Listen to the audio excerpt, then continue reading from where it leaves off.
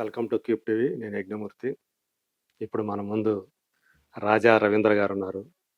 నటుడుగా, అలాగే స్టార్లకు డేట్స్ చూసే మేనేజర్‌గా, అలాగే చాలామంది వ్యక్తులకు, సినీ వ్యక్తులకు తలలో నాలుకగా వ్యవహరించే వ్యక్తి ఆయన.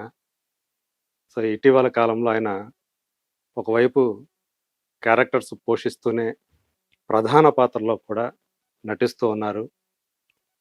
అలాగే ఆయనకి చిరంజీవి గారితో చాలా సన్నిహిత అనుబంధం ఉంది. చిరంజీవి గారంటే వీరాభిమానులే అని చెప్పుకునే ఇండస్ట్రీ వ్యక్తుల్లో ముందు వరుసలో ఉండే వ్యక్తి రాజా రవీంద్ర.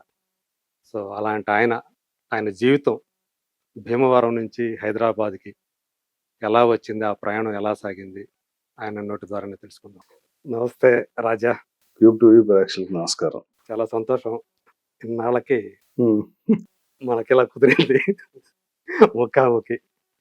ఎన్నోసార్లు అనుకుంటున్నాం, పోతూ ఉంది అలా. సో, ఎలా అనిపిస్తుంది మీకు ఇప్పుడు? అంటే ఒకప్పుడు చాలా మంచి రాజా రవీంద్ర అందగాడు. సో, హీరోగా పనికొస్తాడు అని చెప్పేసి మొదట్లో అనుకున్నారు. అట్లాగే స్టార్టింగ్‌లో హీరోగా గూడా కొన్ని సినిమాలు చేశారు. 'అందం' అనే సినిమా నాకు బాగా గుర్తది. మన యంగ్‌స్టర్స్‌గా ఉన్నప్పుడు.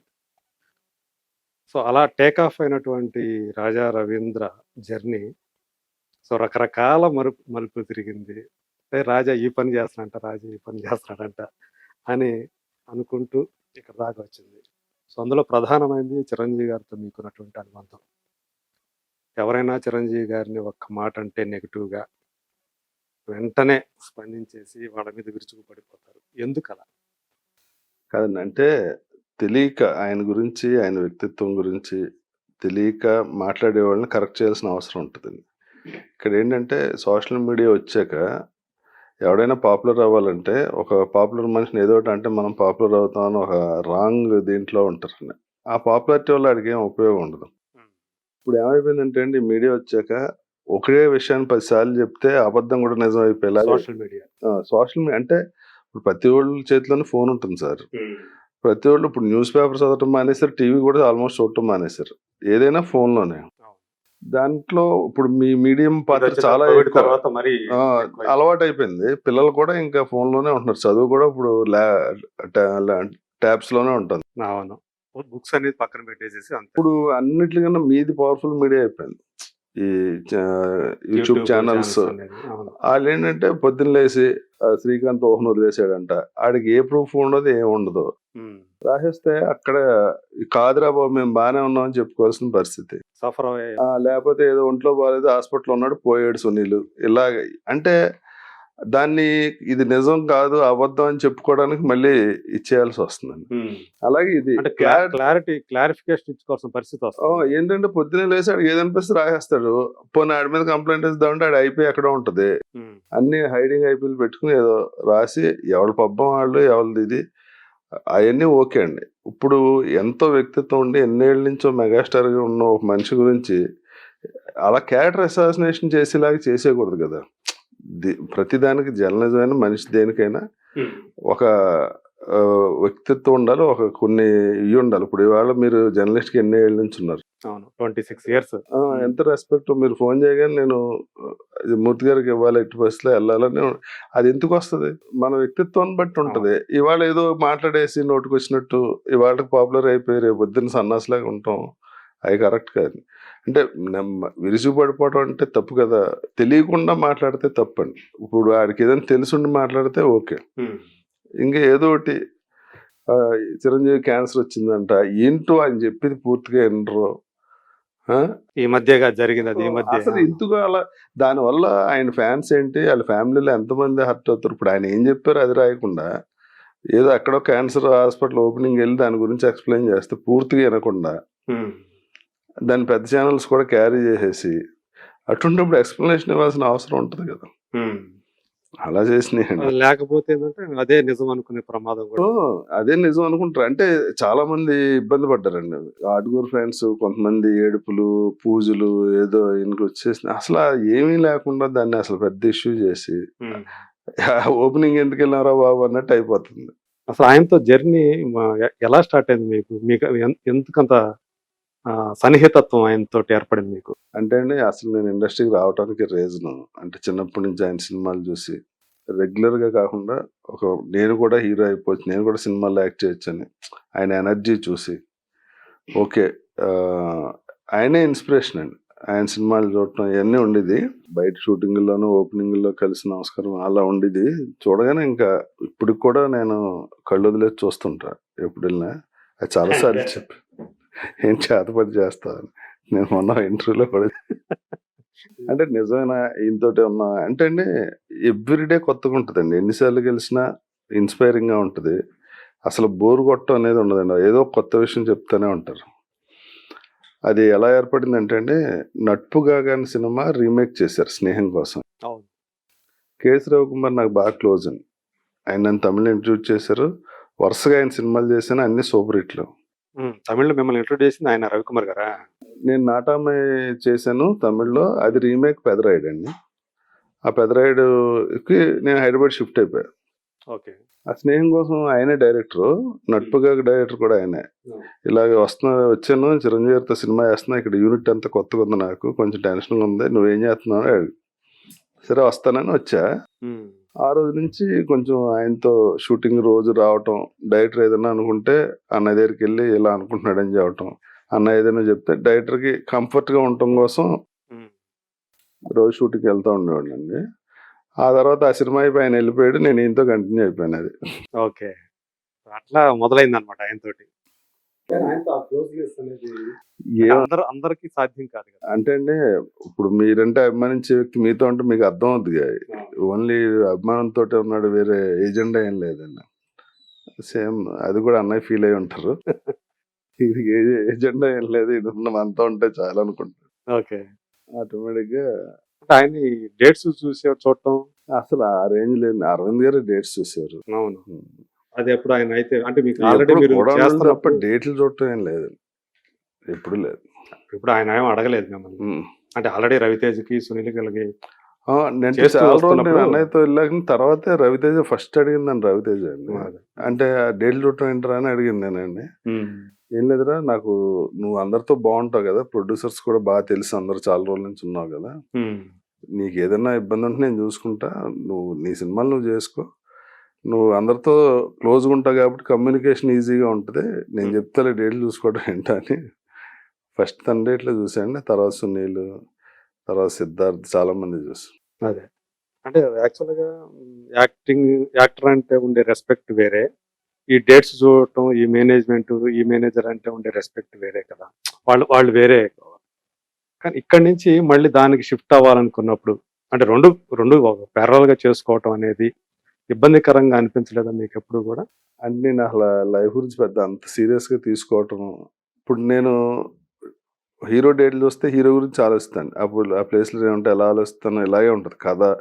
ఎవరి స్టైల్‌కి ఆళ్ళకి ఆలోచిస్తూ ఉంటా. నాకెవరైనా వేషం అడిగితే అది ఒకరోజు వేషం అయినా, చిన్న వేషాలైనా నాకు జడ్జిమెంట్ ఉండదు అసలు. నో చెప్తే బాగోదేమో అని చేసేస్తుంటారు. ఇప్పటికే అంతే. నా మొహమాట. చిన్న సినిమా అయినా చేస్తాను, పెద్ద సినిమా అయినా క్యారెక్టర్ గురించి ఆలోచించే నా ఫ్యూచర్ గురించి ఆలోచించను. ఒక్కోసారి ఆలోచిస్తుంటాను. నేను అందరి గురించి ఆలోచించి నా గురించి నేను ఎందుకు ఆలోచించట్లేదు, ఇదేదో తేడా లే అనుకుని వదిలేస్తాను. ఎవరు మీకు అంటే ఇప్పుడండి ఏం లేదు. ఇప్పుడు నాతో పాటు ఇండస్ట్రీకి వచ్చి ఇన్నేళ్ళు సస్టైన్ అయిన వాళ్ళు చాలా తక్కువ మంది ఉన్నారు. అవును. దానికి నేను చాలా ఆలోచించాను. ఎలా అంటే మనకి బయటికి వెళ్ళి వేరే వ్యాపారం చేసుకునే మైండ్ సెట్ అసలు ఉండదు. ఏదైనా సినిమాల్లోనే. నేను ఒకసారి స్టేట్మెంట్ కూడా ఇచ్చాను. నాకు సినిమాలు లేకపోతే యాక్టర్లకి, టెక్నీషియన్స్కి టీయో కాఫీ వచ్చి ఇక్కడే ఉంటా తప్ప నేను వచ్చేదాకా ఇండస్ట్రీ వదిలేను. నాకు అంత ఇష్టం అండి. సినిమా అంటే ఇష్టం. అంటే ఓ 10 రోజులు షూటింగ్ లేకపోతే ఏదైనా షూటింగ్ వెళ్ళి కెమెరా చూసి వచ్చేస్తుంటా. కెమెరా అంటే అంత ఇష్టం నాకు. అది చాలాసార్లు జరిగింది. మా వైఫ్ కూడా అంది, ఇప్పుడు సినిమాలు లేవు 6 నెలల నుంచి, ఇద్దరు ఆడపిల్లలు ఏం చేద్దాం ఏంటంటే చెప్పా. ఎప్పుడు అది? ఇది అప్పుడు చిరంజీవి గారితో ఉన్నప్పుడే. అన్నయ్య ఇలా ఫీల్ అవుతుంది ఆవిడంటే, నీ సినిమా అంటే ఇష్టం అన్నారు. చాలా ఇష్టం అన్నయ్య అంటే, ఆ ఇష్టం పోయేదాకా అలా పెట్టుకో, ఇండస్ట్రీలో ఎప్పుడు నీకు వేషాలు ఉంటాయని చెప్పారు. ఒక మాటతో అది పోయింది. ఈ ఒకవేళ వేషాలు లేకపోతే ఏంటని. అది కాకుండా అండి నన్ను ఇంతకాలం ఇండస్ట్రీలో ఉంచింది ఆ కాల్ షీట్ చూడటం అనే ఎక్స్ట్రా జాబ్ కూడా అండి. అది ఎలా అంటే ఇప్పుడు అన్నయ్య సినిమాలు, బాలకృష్ణ గారి సినిమాలు, ఈ సినిమాల్లో నేను హీరో తమ్ముడుగాను, లేకపోతే విలన్ కొడుకుగాను, లేకపోతే హీరో సిస్టర్ హస్బెండ్ గాను ఇలాంటి వేషాలు వేసుకుంటూ వచ్చాను. అంటే అటు పాజిటివ్ ఇటు నెగిటివ్ అన్ని అన్ని రకాలు రకాలు చేశాను. తమిళ హీరో చేశాను, విలన్ గా చేశాను. అలా చేసుకుంటూ వెళ్తుంటే సడన్ గా ఏమైందంటే చరణ్, నెక్స్ట్ జనరేషన్ వచ్చింది. మహేష్ బాబు, ఎన్టీఆర్ వీళ్ళందరూ వచ్చారు హీరోలుగా. వచ్చాక ఇప్పుడు నేను వీళ్ళకి బాబాయ్ వేసి స్టేజ్ లేదు, ఆ హీరోలకి తమ్ముడిగా వేసి స్టేజ్ లేదు. నాకు వయసు వచ్చింది, అక్కడ గ్యాప్ వచ్చిందండి. మీకు కూడా జనరేషన్ గ్యాప్ లాంటిది వచ్చింది. జనరేషన్ గ్యాప్ వచ్చింది. నాకేం వేషం ఇవ్వాలన్నది నాకే అర్థం కాదు. నేను వెళ్ళి ఏ వేషం అడగాలి? ఇప్పుడేమో ఈ మన ముందు పెరిగిన హీరోలనేమో ఫ్రెండ్ వేషాలు అడగలేము, వాళ్ళకి బామ్మర్ది క్యారెక్టర్లు చేయలేము, ఫాదర్ క్యారెక్టర్ చేయలేము. ఆ గ్యాప్ లోనే నేను టీవీ సీరియల్ చేయాల్సి వచ్చిందండి. సినిమాల్లో గ్యాప్ వచ్చి ఆ టైంలో రవితేజ డేట్లు చూడగానే ఏదో ఒక బిజినెస్ ఖాళీగా ఉండటం కన్నా తన పని మీద ప్రొడ్యూసర్ని కలవటం, డైరెక్టర్ని కలవటం, షూటింగ్ వెళ్ళటం కొంచెం బిజీగా ఉండేది. ఇది పోయింది, ఈ డైవర్షన్ పోయింది, వేషాలు ఏమన్నా ఇది పోయింది. అంటే మీ పరిస్థితిని చూసి తనే అది సజెస్ట్ చేశాడు. అలా కాదు, నేను బిజీగా ఉన్నప్పుడే చేశాడు. చేస్తే నేను ఆలోచించలేదు ఇంకా, వెంటనే ఓకే అన్న. ఆ తర్వాత నాకు అది హెల్ప్ అయిందే తప్ప దానివల్ల నాకు ఏం నష్టం జరగలేదు. ఇప్పుడు నేను మీకు తెలుసు కదా, మెయిన్ క్యారెక్టర్ సినిమాలు కూడా చేస్తున్నా. అంటే ఇప్పుడు ఎవరన్నా కథ చెప్పాలనుకోండి హీరోకి, నా దగ్గరికి వచ్చి చెప్తారు కదా ఆటోమేటిక్గా. వాళ్ళు ఏంటంటే ఈడికి కూడా క్యారెక్టర్ ఇచ్చేస్తే ఈడ హీరోని ఓకే చేసేస్తాడని రాంగ్ దీంట్లో వస్తారు. సాధారణంగా వచ్చేది అలాగే వస్తారు కదా. నేను చాలా మంది మా హీరోల సినిమాలో అసలు ఉండండి అది చెప్తే నేను నీవు ఇప్పుడు నీకు ఈ వేషం కోసం నీకు ఓకే చేస్తాను అనుకుంటారు. అలా వద్దులే, నాకు సరిపోయి క్యారెక్టర్ ఉంటే నాకు అంతే తప్ప అదేదో ఇంకో పెద్ద హీరో ఇంకో పెద్దగా ఆర్టిస్ట్ చేయాల్సిన క్యారెక్టర్ తగ్గించి నాకు ఇచ్చి అలా వద్దని చెప్తాను. హీరోలు కూడా మీరు చేయండి సార్ బాగుంటుంది, మీకన్నా ఆడు పెద్ద ఆర్టిస్ట్ చేయండి సార్ అని అడుగుతుంటారు. ఎందుకులేండి అన్ని వరుసగా అన్ని సినిమాల్లో ఎందుకు, వేరే సినిమా చేద్దాం. ఇప్పుడు ఎంతమంది ఉన్నాయి అట్ ప్రెజెంట్ మీ చేతుల్లో? వెంకటేష్ బాబు, నిఖిల్, రాజ్ తరుణ్, సితారా, జయసుధ, నవీన్ చంద్ర, ఇంకా ఈ కొత్త హీరోలు ఇద్దరు, శాండీ ఉన్నాడు కదా జార్జి రెడ్డి హీరో, సందీప్, చాలా మంది ఉన్నారు. ఓకే, కాకపోతే వీళ్ళిద్దరిది మాత్రం రవితేజ, సునీల్ మాత్రం ఇప్పుడు చూడలేదు. మీరంతా ఒక ఏరియా వాళ్ళు కదా, అందుకే చూడలేదు. అంటే ఏది పర్మనెంట్ కాదు కదండి. ఇప్పుడు మీరు వాళ్ళకి యూట్యూబ్ లో ఉండొచ్చు, రేపు మీరే ఛానల్ పెట్టచ్చు. ఇక్కడ కూడా ఒకే ఇన్ని సంవత్సరాలు అంటే వాళ్ళకి బోర్ కొడుతుంటది, వాళ్ళకి మనకి బోర్. ఎప్పుడు ఎలా టర్న్ తీసుకుంటుందో ఏం జరుగుతుందో. ఈ సినిమా చాలా సెన్సిటివ్ గా ఉంటదండి. ఒక 10 రోజులు మనం లేకపోతే ఎవడో వచ్చేది చెప్తాడు, 2 సార్లు చెప్తాడు, 3 సార్లు చెప్తాడు, 4గోసారి ఆడు చెప్పినట్టు మనం ఏదో చేస్తాం, చూసారా అంటాడు, కనెక్ట్ అవుద్ది, నీ పన్ను చూసుకున్నా పని నేను చూసుకుంటా అంటారు. అలాగే రవితేజ అంటే అసలు ఇష్యూ లేకుండా జరిగినాయి, no problem, okay, comfort level ఇష్యూనే లేదు అసలు. ఇప్పుడు బాగానే మాట్లాడుకుంటా, అన్ని బాగానే ఉంటాయి, ఎలాంటి ఇది లేకుండానే, ఇష్యూ లేకుండానే అంటే బయటకు రావాల్సిన పరిస్థితి వచ్చేసింది. బయటకు రావాల్సింది ఏం లేదు, వాళ్ళు కంఫర్ట్ గా ఫీల్ అవ్వరు. ఇప్పుడు పెరిగి వెళ్తే, ఇప్పుడు మన ఇద్దరం ఫ్రెండ్స్ సార్, మీరు ఛానల్ ఓనర్ అయితే అందరూ ఎదురుకుండా యారా అంటే మీకు ఇబ్బంది ఉండొచ్చు, అది ఓపెన్ గా నాకు చెప్పలేకపోవచ్చు. అలాంటి చిన్న చిన్నవి ఉంటాయి.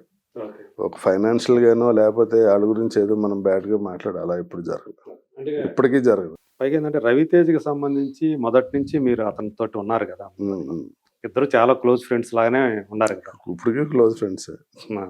తను ఒక స్టార్ అయ్యాడు. అవును, అతని పెళ్లికి కూడా ఏదో మీరే నేను కాళ్ళు కడిగానని చెప్పి కూడా చెప్పారు కదా. సో అంత ఇది క్లోజ్నెస్. ఏమండి, అన్నదమ్ములు 3 పెళ్ళి ఇడిపోతున్నారు, ఇవన్నీ పెద్ద ఇష్యూస్ ఏం కాదు. అంటే అవతల ఏదో ఒకటి అవుతుందండి. ఇప్పుడు దానికి ఏముంది, ఇప్పుడు 3 పెళ్ళి ఇడిపోయారంటే ఎందుకు ఇడిపోయారు అనేది వాళ్ళిద్దరూ తెలుసు, ఊరందరూ తెలియదు కదా, అది ప్రాబ్లం కాదు. మనది ఏంటంటే ఇక్కడ చిన్న ప్రాబ్లమ్స్ అండి, పెద్దది కాదు. గ్లామర్ ఫీల్డ్ కాబట్టి ఏదో అనుకుంటారు, ఏమీ లేని చోటే రాసేస్తున్నారు, ఏదో ఒకటి ఉందనుకుంటే ఇంకా రాస్తారు కదా, తప్పలేదు. ఇద్దరి మధ్య అయితే ఏం పొరపచ్చాలు రాలేదు ఎప్పుడు కూడా. ఇప్పటికే ఉంది, అంటే ఫ్యామిలీ మధ్య మా ఇంట్లో ఏ ఫంక్షన్ ఉన్నా వస్తారు అందరూ, పిల్లలు అయితే పిల్లలు కూడా వస్తారు. సునీల్ ఫ్యామిలీ అందరూ, సునీల్ ఒకే ఊరు నుంచి వచ్చాం కదా. అవును, అదే ఇద్దరు భీమవరం గాలి అంటే తను పీల్చుకున్నారు. హీరో నుంచి మళ్ళీ క్యారెక్టర్ ఆర్టిస్ట్ గా చేసినప్పుడు కొంచెం బాగా బిజీ అయ్యాడు. ఉమ్, టైం టు టైం ఆడికి ఏంటంటే ఆ మేకప్ మ్యాన్ కూడానే ఉంటాడు కదా. ఇప్పుడు ఎవరన్నా ప్రోగ్రామ్ చెప్పినా ఆడికే చెప్తారు ఉమ్, రేపు షూటింగ్ ఉందా అది ఇది అని. అలాగా కంఫర్ట్. ఇప్పుడు వాళ్ళ కంఫర్ట్ ఇంపార్టెంట్ ఇప్పుడు ఫైనల్ గా. ఉమ్, మనం ఏ షూటింగ్లు బిజీలోనే ఉంటాను నేను. షార్ట్ అప్పుడు ఏ ఫోన్ ఎత్తలేదు అనుకోండి, ఆడికి ఏదో ఇంపార్టెన్స్ ఇది ఉంటుంది. ఆ తర్వాత ఓ 10 ఫోన్లు చూసి ఈవినింగ్ చేయొచ్చులే అనుకునే లోపల ఆడికి ఏదో కంపారిపోయే ప్రోగ్రామ్ మీద ఉంటుంది. అది చిన్న చిన్నవి ఉంటాయండి. అవి ఎంతకాలం అడ్జస్ట్ చేసుకుని చేసాం. ఇంకా ఆడు బిజీ అయ్యాక ఆడికి ఇబ్బంది. తమిళ సినిమాలు చేస్తున్నాడు. అంటే ఇప్పుడు రెండు పనులు చేస్తుండటం వల్ల ఇలాంటి ఇబ్బందులు వస్తుంటాయి. చిన్న చిన్న మిస్అండర్స్టాండింగ్. ఫోన్ ఎత్తకపోతే ఎవరికైనా ఇబ్బంది. అంతే కదా, మీరు అదే టైంలో షార్ట్ నేను ఫోన్ ఎత్తకుండా ఉండను. కాకపోతే అంటే ఏదో ఒకటి ఉంటది. ఇప్పుడు నేను 10 రోజులు అవుట్డోర్ వెళ్ళాను అనుకోండి, ఇక్కడ చాలా ఇంపార్టెంట్ విషయాలు ఉంటాయి. కరెక్ట్. అలా చిన్న చిన్నవి ఉంటాయి. ఒక్కోసారి అడ్జస్ట్ అవుతాయి, ఒక్కోసారి 5-6 సార్లు జరిగినప్పుడు చిరాకు వస్తుంది. ఇప్పుడు అవి మరి ఎలా మేనేజ్ చేయగలుగుతున్నారు ఇప్పుడు? చేసేదేం లేదు. వచ్చేవాళ్ళు వెళ్ళేవాళ్ళు వెళ్తుంటారు, వచ్చేవాళ్ళు వస్తుంటారు అంతే. అంతేనా? కాదు, అదే రాజాతో ఉన్న అభిమానంతో ఎవరైతే మరి చూడమని ఎవరితో చూడమంటే వాళ్ళతో కంఫర్ట్. మీరు అడుగుతారా, లేకపోతే వాళ్ళే చూడండి అని నేను వస్తుంది? ఇంతవరకు ఇప్పుడు ఎవరిని నేను చూస్తాను అడగలేదు. ఎవరిని అడగలేదు. అదే మనకి అది కాదు కదా ప్రొఫెషన్ యాక్చువల్లీ. ఇప్పుడు అది సీరియస్ అనుకోండి, యాక్టింగ్ మానేసి అందులో ఉంటే అది సీరియస్ గా తీసుకోవచ్చు. ఫస్ట్ అయితే హీరో కావాలనే కదా వచ్చారు. హీరో కాదండి, నాకు అంత ప్యాషన్ ఉంటే గ్యారెంటీ ఇప్పుడు ఫీల్ అవుతుంటా. నేను సీరియస్ గా తీసుకుని ఉంటే ఇంకా బెటర్ పొజిషన్ లో ఉందనేమో, సీరియస్ గా తీసుకోకుండా ఇలా ఉన్నానేమో అనిపిస్తుంది. అంటే మిమ్మల్ని సినిమాల్లోకి మీరు వస్తానన్నప్పుడు సపోర్ట్ చేసిన వాళ్ళు ఎవరు ఉన్నారు? మీ ఫ్యామిలీ సపోర్ట్ అంటే మా ఫ్యామిలీ ఎవరో ఇప్పుడు సినిమాలు కూడా చూడరండి. ఇప్పుడు మా పిల్లలు కూడా పెద్ద నేను యాక్ట్ చేసిన సినిమాల్లో మామూలుగా చెప్తున్నా, మా ఫ్యామిలీ బ్యాక్గ్రౌండ్ లో ఎవరు సినిమా సంబంధించిన వాళ్ళు ఎవరు లేరు. మీ ఇద్దరు అమ్మాయిలు కూడా అసలు నాకు ఫోన్ చేస్తారు, ఇదేంటి ఈ సినిమాలో ఉన్నానని చెప్పలేదేంటి, బానే ఉంది కదా వేషం అంటారు ఫోన్ చేసి. సినిమా చూస్తానే ఇవన్నీ ఇంట్లో ఏమి షేర్ చేసుకోరు. ఇంట్లో అసలు సినిమా ఇది వాతావరణం అసలు ఉండదని, సినిమా గురించి డిస్కషన్ ఉండదు. అంతా బయటే. అసలు వాళ్ళు కూడా నన్ను ఏం అడగరు, నేను వాళ్ళ గురించి ఏం చెప్పను. మా మనవాళ్ళు కూడా పెద్ద నేను సినిమా యాక్టర్ అని ఏం అనిపించదు వాళ్ళకి. వాళ్ళకి సినిమాలు చూస్తారు, ఇడుగు తాత వచ్చారు అంటారు అంతే.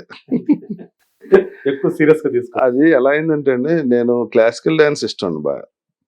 నేను మా ఊర్లో చాలా ప్రోగ్రామ్స్ ఇచ్చి వెంపటిసిన సత్యం గారి దగ్గర డాన్స్ నేర్చుకుందామని, మాది డెల్టా పేపర్ మిల్ అని పేపర్ మిల్ ఉండేది, మా పెద్దనాన్న గారు ఎండి ఉండేవారు. Paper mill. ఆయన ఏం చేశారంటే మార్కెటింగ్ మేనేజర్ కింద జాబ్ ఇచ్చి, బలరామ్ గారు అని ఇంకో ఎగ్జిక్యూటివ్ డైరెక్టర్ ఉండేవారు. ఆయనకి కళలు అంటే ఇష్టం బాగా. బాలమురళీకృష్ణ వీళ్ళు అందరూ బాగా ఫ్రెండ్స్. వాళ్ళు ఏం చేశారంటే చెన్నైలో ఒక ఆఫీస్ ఓపెన్ చేసి డెల్టా పేపర్ మిల్ నన్ను మార్కెటింగ్ మేనేజర్ కింద పంపించారు. నేను అక్కడ క్లాసికల్ డాన్స్ నేర్చుకుంటా మార్కెట్లోకి వెళ్ళి ఆ పేపర్ దాని గురించి జాబ్ చేస్తూ ఉండేవాడిని. అలా ఉండగా ఒక రోజు మెసేజ్ వెంపటి గారి దగ్గరే నేర్చుకున్నాను. అంటే నేను క్లాసికల్ ప్రోగ్రామ్ చాలా ఊర్లో ఇచ్చాకనే నేర్చుకోవడానికి వెళ్ళాను. అవునా? తర్వాత నేను రోజు భోజనం చేస్తుంటే వాడు వచ్చి అసిస్టెంట్ డైరెక్టర్, సార్ హీరో కోసం ఎదుగుతున్నారు, మీరు బాగుంటారు చేస్తారా సార్. సరే అని వెళ్తే ఆయన లేదు డైరెక్టర్ గారు. కార్డు ఇచ్చి వచ్చా. నా అసలు పేరు రమేష్. మొన్నాడు అప్పుడు సెల్ ఫోన్స్ ఏం లేవు, ల్యాండ్ లైనే. ఫోన్ చేసి రమ్మంటే వెళ్ళా. ఎవడో నువ్వు అన్నాడు. ఆయన సాంబశివరావు అని ఈనాడు అయి తీశారు, పెద్ద director. National film development corporation వాళ్ళు ఆయనకి లోన్ ఇస్తాం సినిమా కంటే, కథ ఓకే. రేవతి హీరోయిన్, 80+ లో ఉన్నారు అనుకుంటా. మధు అంబట్ ఏమో ఇది కెమెరా. చూసి నువ్వెవడో అన్నారు. నేనే సార్ రమేష్. ఏమన్నా నువ్వు రమేష్ అరవింద్ అనుకున్నాను, కన్నడ ఆర్టిస్ట్ నువ్వు, బాగానే ఉన్నావులే అని. డివిఎస్ రాజు గారు చైర్మన్ కింద ఉండేవారు. వెళ్ళి ఆయన కనిపించాను. కనిపిస్తే నీ కాలితే తీసుకో, ఈడు మా ఊరుడే, మా చుట్టం, నీకు అవసరం అయితే తీసుకోవాడిని, నా రికమెండేషన్ అయితే ఏమి ఉండదు అన్నారు డివిఎస్ రాజు. తర్వాత మధు అంబటి దగ్గర తీసుకెళ్తే, ఈడు బాగా యంగ్ ఉన్నాడు, రేవతి ఏమో కొంచెం ఇదిగా ఉంటది, రేవతికి తమ్ముళ్ళలో ఉంటాడేమో. లేదే వేరే హీరోలు ఎవరు, ఈడు బాగానే ఉన్నాడులే అని డైరెక్టర్. తర్వాత రేవతి గారి దగ్గరికి ఆవిడేమో, నాకు యాక్టర్ బాగానే ఉంది, ఈ అబ్బాయి బాగానే ఉన్నాడు, మీరు కావాలితో పెట్టుకుని నాకేమో అబ్బాయి. అలాగే సినిమా స్టార్ట్. రేవతి గారి ఫస్ట్ ఫిల్మే రేవతి గారితో. ఆ తర్వాత నేను చాలా, ఇప్పుడు ఈ సినిమా రిలీజ్ అయితే 10 మంది ప్రొడ్యూసర్లు వస్తారు, మనం ఎలాగే చేయాలి ఇలా ఆలోచించాను. ఆ సినిమా 2 ఏళ్ళు రిలీజ్ అవ్వాలి. తర్వాత ఆయన ఏం చేశారంటే, రామానాయుడు గారు బాగా ఫ్రెండ్. ఏ సినిమా అది? మృగతృష్ణ మృగతృష్ణ నేషనల్ ఇది వచ్చింది, అవార్డు కూడా వచ్చింది. ఎన్ఎఫ్డిసి సహకారంతో చేసిన సినిమా అది. ఆ తర్వాత నాయుడు గారిని సినిమా రిలీజ్ చేసి పెట్టమని సాంబశివరావు సినిమా చూపించారు. థియేటర్కి రిలీజ్. రాఘవేంద్ర గారికి అందరికి చూపించారు. ఆయన నాయుడు గారి సినిమా చూసి నేను ఈ సినిమా రిలీజ్ చేయలేను కానీ ఆ అబ్బాయి బాగున్నాడు, నా సినిమాలో వేషం ఉంది అని సర్పయాగంలో నాకు ఆ రోజాని రేప్ చేసే క్యారెక్టర్, ఆ వాణి విశ్వనాథ్తో సాంగ్ ఉంటుంది నాకు, అందులో ఆ వేషం ఇచ్చారు. ఆ సినిమా సూపర్ హిట్. పరశురు బ్రదర్స్ ఆ తర్వాత చాలా సపోర్ట్ చేశారు నన్ను చాలా సినిమాల్లో. నా కోసం చెప్పినప్పుడే రాజా రవీంద్ర వస్తాడు ఇలా అని క్యారెక్టర్ పేరు నా పేరు చెప్పేశారు. చాలా అప్పట్లో నాకు full support పరశురు brothers. Raja Ravindra అనే పేరు ఎప్పుడు పెట్టుకుంది? నేను తమిళ్లో యాక్ట్ చేసినప్పుడు ఏమైందంటే అండి, మర్చిపోయాను, ఈ మృగతృష్ణలో హీరో పేరు రవీంద్ర, నా పేరు రమేష్ కదా. ఆయన అన్నారు సాంబశివరావు, మా కృష్ణ గారు అబ్బాయి పేరు కూడా అదేనే, కన్ఫ్యూజ్ అవుతారు, నీ పేరు మార్చుకో అని. ఇంట్లో నా పేరు రవి రవి అని పిలుస్తారు మా ఫాదర్ మదర్ సిస్టర్ అందరూ. సరే రవీంద్ర ఏదో బాగానే ఉందండి హీరోగా. ఎందుకైనా సంబంధం లేకుండా రవి అని పిలవటం?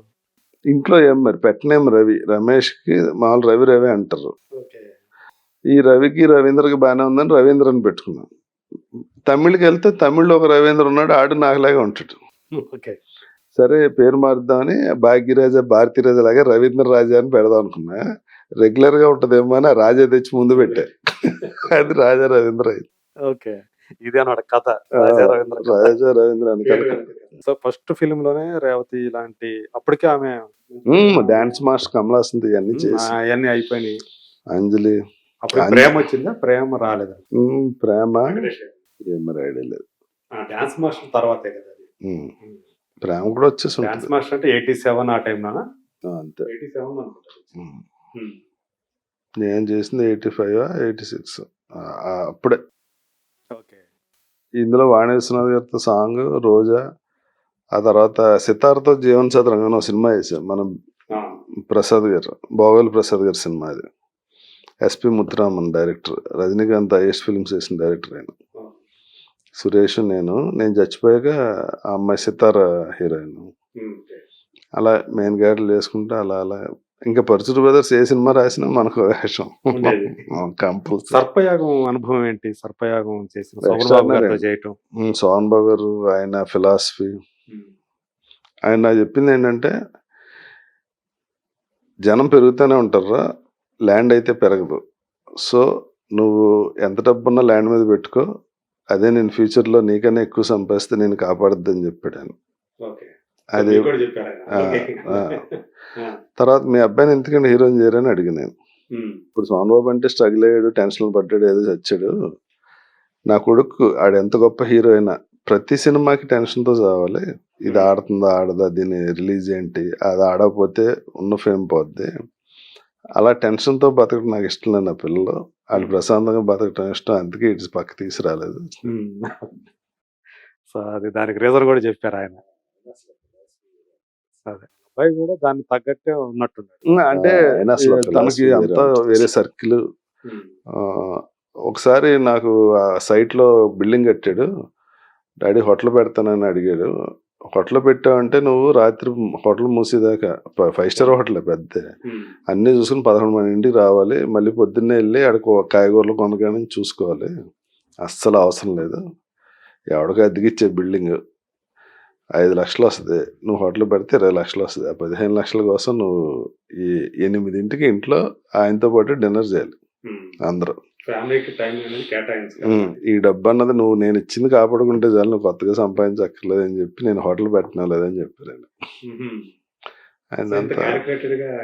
ఆయన అసలు చాలా.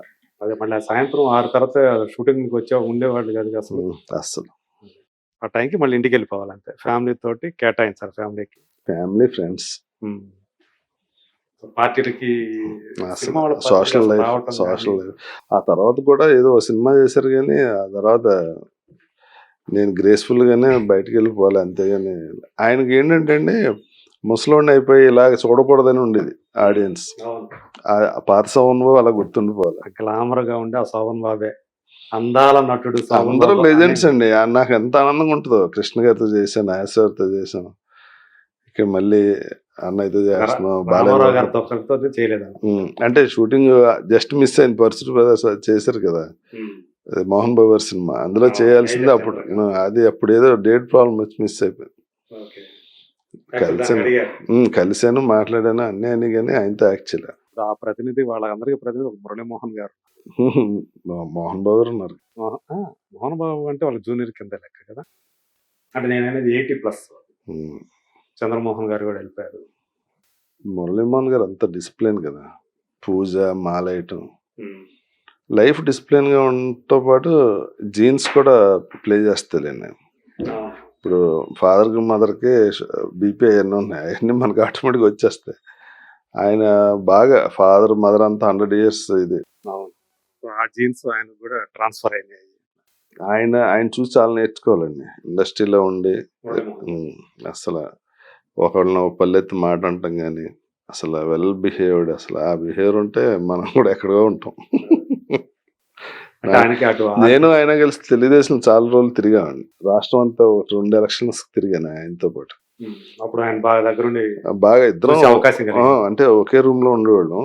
ఆయన పొద్దునే 4:30 లేచిపోయి 1.5 గంట పూజ చేసేవారు. ఆయన రెడీ అయిపోయి పూజ దగ్గర కూర్చుని ముందు నన్ను లేపేవారు అనమాట, నువ్వు కూడా రెడీ అవ్వాలని. నేను రెడీ అయ్యాడికి ఆయన పూజ అయ్యేది రోజు ఎవ్రీడే. ఎంత రాత్రి 12-1 గంట అయినా మార్నింగ్ 4:35 లేచి 1 గంట పూజ చేయాల్సింది. అంటే నిద్ర తక్కువైనా సరే ఆయన మాత్రం అసలు మార్నింగ్ లేచే టైం మాత్రం మారదు అనమాట. లెజెండ్స్ ఊరికే ఎవరు కదా, మోహన్ బాబు ఉన్నారు, ఆయన అంతే 5ంటికి లేస్తారు, కంపల్సరీ ఎక్సర్సైజ్ చేస్తారు. ఆయన టైట్స్ చూస్తున్నట్టున్నారా? మోహన్ బాబు గారు చూసేవాళ్ళ? చూసేవాడిని అండి. ఇప్పుడు హరి అని తను చూస్తున్నాను. అప్పుడు మోహన్ బాబు తోటి విష్ణు అందరూ చూసాం. వీళ్ళిద్దరి రైవల్రీ నిజంగా ఎంతవరకు నిజం? చిరంజీవి వర్సెస్ మోహన్ బాబు అనేది ఎప్పుడు మించో చాలా కాలంగా ఒక డిస్కషన్ టాపిక్. అది అవును, అది మనకెందుకు, వాళ్ళు డిస్కస్ చేసుకుంటారు. మీరు దగ్గరుండి చూశారు కదా, నిజంగా చూసినందుకే అవన్నీ మనకెందుకు అంట. మీ ఇద్దరు మధ్య ఉండి ఫోటోలు దిగినవి ఉన్నాయి మీరు. అన్నయ్య పెద్దన్నయ్య కదా, నాకు పెద్దరాయుడు బ్రేక్ కదండి. పెద్దన్నయ్య అంటారా మోహన్ బాబు? పెద్దన్నయ్య అంట. ఓకే. అంటే నాకు పెద్దరాయుడు నాకు బ్రేక్ అండి. ప్లస్ విష్ణు కూడా నాకు బాగా క్లోజ్ అండి. ఆయన డిసిప్లిన్ కూడా నాకు బాగా నచ్చుతుంది. ఆయన కూడా 5 o'clock జిమ్, అంతే 9:30 బెడ్. అసలు అంత డిసిప్లిన్ గా అటు స్కూల్ చూసుకుంటా, ఇటు హీరోగా, అటు ప్రొడక్షన్ చూసుకుంటా చాలా చేస్తాడు ఆయన. ఒక రోజు ఇన్ని చేయొచ్చు అన్నట్టు ఉంటుంది విష్ణుతో. అందరూ ఎవరి కాళ్ళు ఆ క్వాలిటీ లేకపోతే అసలు ఎవరైనా కష్టపడాల్సిందండి, అసలు వేరే దారే లేదు ఇక్కడ. అడ్డదారి ఎంత డబ్బు ఉన్న వాళ్ళైనా సరే వాళ్ళకి డబ్బు ఉంది అంటే గోల్డెన్ స్పూన్ తో పుట్టారు వీళ్ళు అని చెప్పేసి నాకు రానా చెప్పాడు సార్. బాహుబలికి బాగా లావ్ అయ్యి మళ్ళీ నేనే రాజు నేనే మంత్రి చిక్కిపోయి ఏమన్నా ఇంత జిమ్ లో నేను చూసేవాడిని. రోజు అపోలో జిమ్కి వచ్చారు, విపరీతంగా ట్రైనర్ పెట్టుకుని పెద్ద పెద్ద వెయిట్లు మోసి. ఏమన్నా పుట్టింది గోల్డ్ స్పూన్తో, ఎందుకని అంత కష్టపడతారు, నేనే పడినంత కష్టం అన్నా. ఇంత కష్టపడకపోతే ఆ గోల్డ్ స్పూన్ దొబ్బు దబ్బాయి అన్నాడు. నాకు బాగా నచ్చింది, మంచి మాట, చాలా మంచి మాట. అందుకని ఇక్కడ గోల్డ్ స్పూన్ తో పుట్టిన వాళ్ళకి ఇంకా కష్టం, మామూలు స్పూన్ తో పుట్టినాడు హ్యాపీగా ఉండదు, అంటే పోయేదే ఉండదు కదా. గోల్డ్ స్పూన్ అంటే ఇట్స్ వెరీ డేంజరస్. ఆ బరువు అనేది వాళ్ళ మీద చాలా ఉంటుంది, మోస్తూ ఉండాలి, దాన్ని నిలబెట్టుకోవాలి. ఏమాత్రం ఆ బ్యాలెన్స్ తప్పినా వేరే రకంగా స్పూన్ వెళ్ళిపోద్ది, పేరు జడగొడుతున్నారని పేరు వచ్చేస్తుంది. ఇంకా చాలా ఉంటాయిలేండి, ఇంకా రెస్పాన్సిబిలిటీస్ అవన్నీ చాలా కష్టం. అంటే ఇండస్ట్రీకి వచ్చిన తర్వాత అంటే సినిమా మీద పిచ్చితో వచ్చారు కదా, ఇక్కడ ఎవరి ఫేట్ని వాళ్ళు రాసుకోగల పరిస్థితులు ఉన్నాయా? ఉండదండి. ఒక్కటి సార్, ఎవరికైనా అంతేనా, నటులకైనా సార్? ఇక్కడ సార్ కష్టపడ్డోడికి ఏదో రోజు టైం వస్తుంది సార్. కష్టం లక్ కలిస్తే అది వేరే, ఎక్కడికి వెళ్ళిపోతారు. ఓన్లీ లక్ మీద వచ్చిన వాళ్ళు అది నిలబెట్టుకోవడం చాలా కష్టం, కష్టపడకుండా. ఓకే, నేను చాలా మంది చూస్తుంటారు కదా, ఏమాత్రం లేజీగా ఉన్నా ఓ సినిమా హిట్ అయింది కదా అని అటు లేజీగా తయారైతే కరెక్ట్గా 2-3 yearsలో ఫేడ్ అవుట్ అయిపోతుంది. సినిమా హిట్ అయ్యాక ఇంకా కేర్ఫుల్గా, ఇంకా కొత్తగా డ్యాన్స్ నేర్చుకుని మొత్తం 6 packs చేసుకుని, పాపం ఏం తినరు వాళ్ళు, అంతంత సంపాదించుకుని అంత కష్టపడి డైట్ మెయింటైన్ చేయాలి. డైట్ అన్ని మెయింటైన్ చేయాలండి. అదే ఏది తినాలనిపిస్తే అది తినడానికి లేదు. తింటే ఏముంది, మళ్ళీ క్యారెక్టర్ ఆర్టిస్ట్లు అయిపోతుంది మళ్ళీ. అదే. ఆ. అది చాలా ఆ బ్యాలెన్స్ ఉన్నోళ్ళు ఎప్పుడు అంటే అండి, ఇంకా ఆ హీరో ఇమేజ్ వచ్చాక ఇంకా జీవితం అంతా అంతే. కష్టమే. ఏది పడితే అది తినడానికి ఉండదు. క్యారెక్టర్ని బట్టి చాలా కోల్పోవాల్సి అనుకుంటా. అసలు క్యారెక్టర్ని బట్టి మొత్తం ఆహార్యం అంతా మారిపోద్ది కదండి. పైగా ఇదివరకు హీరోలు ఏంటంటే ప్రతి సినిమాలో ఒకే రకంగా కనిపించేవాడు. ఇప్పుడు అసలు అప్పుడు పెద్ద ఇప్పుడు ప్రతి సినిమాకి మారిపోవాలి. స్టిల్ చూస్తే ఏ సినిమా చెప్పేచ్చు. అలాగా పాపం ఇవాళ అందరూ అట్లా ఉంది. ఒకప్పుడు అంటే అది ఏ సినిమాలో తెలియదు. సినిమా బాగుంటే చూసేటం అప్పుడు. అదే ఇప్పుడు ఆ పరిస్థితి లేదండి. లుక్స్ అన్ని ఒకే రకంగా కనపడేవి అప్పుడు. సో అంత సినిమా కోసం, క్యారెక్టర్ కోసం అంత కష్టపడాల్సిన పరిస్థితి ఈ రోజు ఉంది అందరికి. సో మీరు ఇక్కడికి వచ్చిన తర్వాత మిమ్మల్ని ఎంకరేజ్ చేసిన వాళ్ళు కానీ, అంటే పడిపోతున్నావరా ఇక కష్టం అనుకున్న పరిస్థితుల్లో మిమ్మల్ని ఆదుకున్న వ్యక్తులు కానీ అలాంటివి ఉన్నాయా ఎప్పుడన్నా మీకు జరిగింది? అంటే నేను నైస్ రాజా అనే సినిమా హీరో చేశాక ఆ సినిమా రిలీజ్ అవ్వలేదు. అప్పుడు నాకు 1 year గ్యాప్ వచ్చిందండి ఇండస్ట్రీలో. అంటే నేను హీరో చేశాను కదా, మళ్ళీ క్యారెక్టర్లు చేస్తే ఏమవుతుందో తెలియని కన్ఫ్యూజన్లో ఉండేవాడిని. అప్పుడు 1 year గ్యాప్ వచ్చిందండి. అప్పుడు 1 year తర్వాత ఈ సినిమా రిలీజ్ అవ్వదు, ఇంకా మనం రెగ్యులర్గా సినిమాలు చేయకపోతే ఇబ్బంది పడతాం. అప్పుడు నేను చాలా అప్పు చేయాల్సి వస్తుంది 1 yearలో. అప్పుడు చిన్న కన్ఫ్యూజన్, ఇబ్బంది బాగా. పిల్లలు వాళ్ళ స్కూల్ ఫీజులు కట్టాలి. అంటే మరీ అంత ఇది కాదు, మిడిల్ క్లాస్ ఫ్యామిలీ ఓకే, ఇంటికాడ నుంచి అడిగితే పంపిస్తారు, అలా ఉంటది. కానీ మామూలుగా అయితే కొంచెం పర్వాలేదు, కొంచెం మిడిల్ క్లాస్ అండి, అప్పర్ హై క్లాస్ అలాగేం కాదు. అప్పుడు నాకు హెల్ప్ చేసింది సుమన్ గారు. నేను వెళ్ళి, సార్ నా పరిస్థితి ఇలా ఉంది, ఏదైనా సీరియల్లో వెళ్ళి వేషం అడిగితే, సార్ మీరు చేస్తానంటే ఏముంది సార్, మీరు అడగక్కర్లేదని అప్పుడే అన్నం సీరియల్ ఆయన రాసింది. రామోజీ గారి చిన్నబ్బాయి ఆయన అందం సీరియల్లో నాకు అసలు మళ్ళీ హీరో ఇమేజ్ తీసుకొచ్చారు. అందులో ఒక సాంగ్స్ ఉంటాయి, సినిమాలో అందం అనేది ఇంకా అసలు నెక్స్ట్ లెవెల్. పాపం కరెక్ట్ గా నేను ఇబ్బంది పడుతున్నానని తెలిసి ఆయన రాశారు. తర్వాత ఈనాటి రామాయణం అని ఒక ఉంటే ఏవిఎం వాళ్ళు ప్రొడ్యూసర్స్ అండి, సితారా నేను దానికి కూడా ఈ అబ్బాయిని పెట్టుకోండి అని చెప్పి ఆ రోజు నాకు బాగా హెల్ప్ చేసింది సుమన్ గారు. అప్పుడు నిజంగానే మీకు అన్నట్టుగానే అవి బాగా మళ్ళీ మీరు ఇండస్ట్రీలో నిలదొక్కుకోవడానికి. అవునండి, ఆ సీరియల్ వచ్చాక మళ్ళీ సినిమాలు వచ్చినాయి. బాగా చేస్తున్నాడు, బాగా మంచి పాపులారిటీ. ఇంటింటికి రాజారావు సుందర్ సుందర్ అంటారు నాకు, ఎప్పుడు సుందర్ రావు అంటే అంత గుర్తుండిపోయింది ఆ క్యారెక్టర్, ఆ సీరియల్ అనేది మన ఇంటింటికి పరిచయం చేసి. ఏదైనా అంటే సినిమాది ఒక ఎత్తు, సీరియల్స్ ఇంకొక ఎత్తు అంటారు. 100% అండి. ఇప్పుడు సీరియల్స్ లో సక్సెస్ అయిన వాళ్ళు సినిమాలో చాలా తక్కువ సక్సెస్ అవుతారు. ఎందుకంటే సార్, ఈ సీరియల్ ఛానల్లో మనం ఇంట్లో కూర్చుంటే వచ్చేస్తుంది ఫ్రీగా, బోర్ కొడితే మన ఛానల్ మార్చేయచ్చు. సీరియల్లో మిమ్మల్ని రాజారవీంద్రగా గుర్తుపెట్టుకోరాళ్ళు. ఆ సీరియల్లో నా క్యారెక్టర్ పేరు ఏది ఉందో దాన్నే గుర్తుపెట్టుకుంటారు. దానిలాగే ఉంటుంది. అక్కడ క్యారెక్టర్ డామినేట్ చేస్తుంది, మన పర్సనల్ ఇమేజ్ అక్కడ ఏం ఉండదు. మన పర్సనల్ పేరుతో పిలవడు అసలు, బయట నన్ను సుందరనే పిలిచారు. సినిమా అలా కాదండి, టైం పెట్టుకుని ఫ్యామిలీతో వెళ్ళి 2000-3000 ఖర్చు పెట్టి కారు పార్కింగ్ ఫీజు కట్టుకుని వచ్చి చూసినప్పుడు అక్కడ కనిపించినోడు ప్రతి ఒడికి వాల్యూ ఉంటుంది.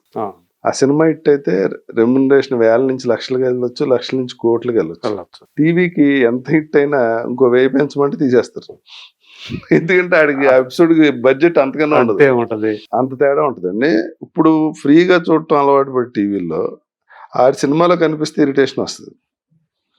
డబుల్ బెడ్ చూసినప్పుడు ఈ టీవీలో కనిపించినోడు సినిమాలో కనిపించాడు అనుకోండి, మనకు తెలియకుండా చిన్న ఆడు చేసి క్యారెక్టర్ ప్లే చేసి దాని మీద మనకి ఓ రకమైన ఇంప్రెషన్ వచ్చేస్తుంది. అంటే వ్యతిరేక భావన వచ్చేస్తారు. వ్యతిరేక భావన రాదండి, ఇది మనకి ఇంటికాడ కనిపిస్తాడు కదా రోజు, డబుల్ బెడ్ చూసినా ఆడే కనిపిస్తే చిన్న కంఫర్ట్, అంత కంఫర్ట్ గా ఫీల్ అవ్వరు ఆడే. మళ్ళీ ఇక్కడ కూడా ఈయన అన్నట్టు వస్తుంది, గ్యారంటీగా వస్తుంది. ఈ ఇమేజ్ టోటల్ వేరండి, ఆ ఇమేజ్ టోటల్ వేరు. అంటే మీరు దేన్ని ఎంజాయ్ చేశారు ఎక్కువ? అన్నీ సార్, నాకు అసలు ఆ ఐడియా కూడా ఉండదు. నేను 2 days 3 days ముందే మర్చిపోతుంటా. అంటే ఇప్పుడు ఆ సీరియల్స్ మీకు తిండి పెట్టాయి కదా? అవును, 100%. ఆ ఫేస్ అయిపోయింది కదా, ఇంకా కూర్చుని అంటే బాగా ముసలోనే గుర్తెచ్చుకుంటాను అన్ని కూర్చుని. అదే.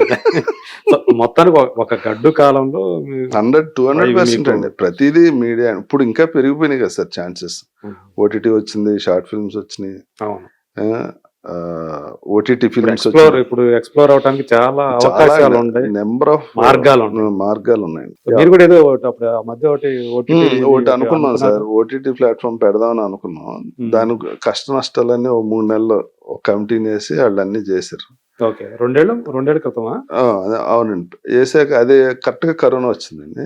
ఓకే, ఒక 200 కథలని ఒక వెబ్ సిరీస్ చేద్దాం ట్రై చేస్తే ఒక కథ పోలే. ప్లస్ అది 200 కథలు విన్నారు దాని కోసం. 8 లాంగ్వేజెస్ లో చేద్దామని ఛానల్ అనుకున్నాను. ఇప్పుడు కంటెంట్ ఏంటంటే పాత సినిమాలన్నీ ఏదో ఒక ఛానల్ ఓటీటీ ప్లాట్ఫామ్ కొనేసి ఉన్నాయి. ఇప్పుడు కొత్తగా కంటెంట్ కావాలంటే వాళ్ళతోటి టైఅప్ అయ్యి అదే కంటెంట్ పెట్టుకోవాలి. కొత్త కంటెంట్ అంటే మనం తీయాలి. ఎవ్రీ మంత్ వెబ్ సిరీస్ లేకపోతే మనం కొత్త సినిమా ఓటుకొని అందులో కంటెంట్ లేకపోతే మీకు సబ్స్క్రైబ్ చేయడు.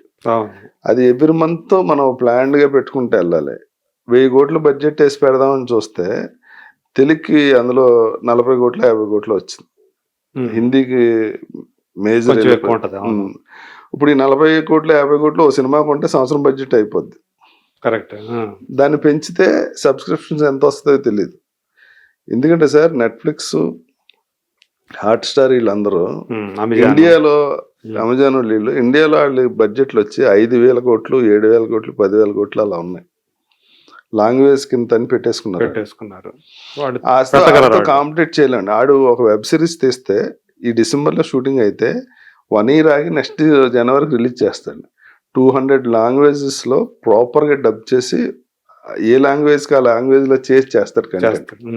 అలా చేస్తే వర్కౌట్ అవుతుంది. ఇది లేకపోతే ఏంటంటే ఇక్కడే ఉండిపోతుంది. ఓన్లీ తెలుగుని పెడితే అసలు బయటకి దానికి ఇంకా చాలా ఉన్నాయండి. స్ట్రీమింగ్, దానికి మళ్ళీ అంత స్టోరేజ్ కి అవన్నీ స్ట్రీమింగ్ కి ఎక్కువ అవుతుంది మళ్ళీ. కానీ మేము ఆల్రెడీ ఆహా ఒకటి ఉంది కదా సక్సెస్. అంటే ఆహా వాళ్ళు ఎంతవరకు బయటపడతారో ఇంకా తెలియదు కదండి. ఓకే, ఇప్పుడు తమిళకి ఎక్స్టెండ్ అయ్యారు.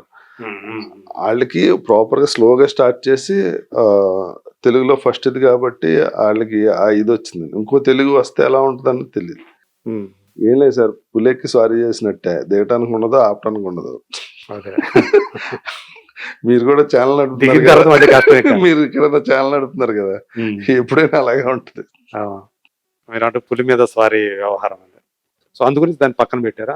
వద్దులే సినిమా చేసాం, తగ్గేదిలే అని. ఓకే, ఆ బడ్జెట్ దానికి అనుకున్న బడ్జెట్ అసలు బడ్జెట్ దానికోసమా? ఓన్లీ సినిమాలు చేస్తే ఏమైనా 3 నెలలు 4 నెలలు ఎగ్జిట్ అయిపోయి వేరే పని చూసుకోవచ్చు. సక్సెస్ అయితే ఇంకో 4 తీయొచ్చు, లేకపోతే ఆపేయచ్చు.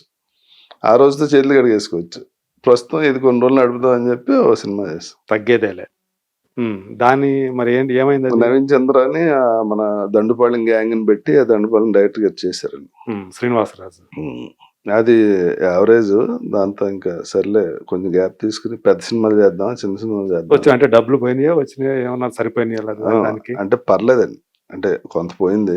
మొత్తానికి అంటే ప్రొడక్షన్ అయితే కంటిన్యూ చేయాలని ఉంది. అంటే ఇప్పుడు పెద్ద సినిమా చేయాలన్నా ఇప్పుడు సినిమాది ఏంటో ఇప్పుడున్న పరిస్థితుల్లో ఏం అర్థం కావట్లేదు సార్. ఎలా అంటే ఇంతవరకు ఓటీటీ వాళ్ళు బాగా పెట్టి కొన్నారు. ఇక్కడ నుంచి వాళ్ళకి కూడా బడ్జెట్లు ఈ రేంజ్ పెరిగి వెళ్తే వాళ్ళకి బడ్జెట్లు తగ్గినాయి. ఏ సినిమా కొంటారు వాళ్ళు, ఏ సినిమా కొనరు. హిందీ డబ్బింగ్ కొంటున్నారు, శాటిలైట్లు కొంటున్నారు, ఎంత వచ్చింది కదా. ఇప్పుడు అవన్నీ ఈ సంవత్సరం నుంచి తగ్గించే పరిస్థితి ఉంది.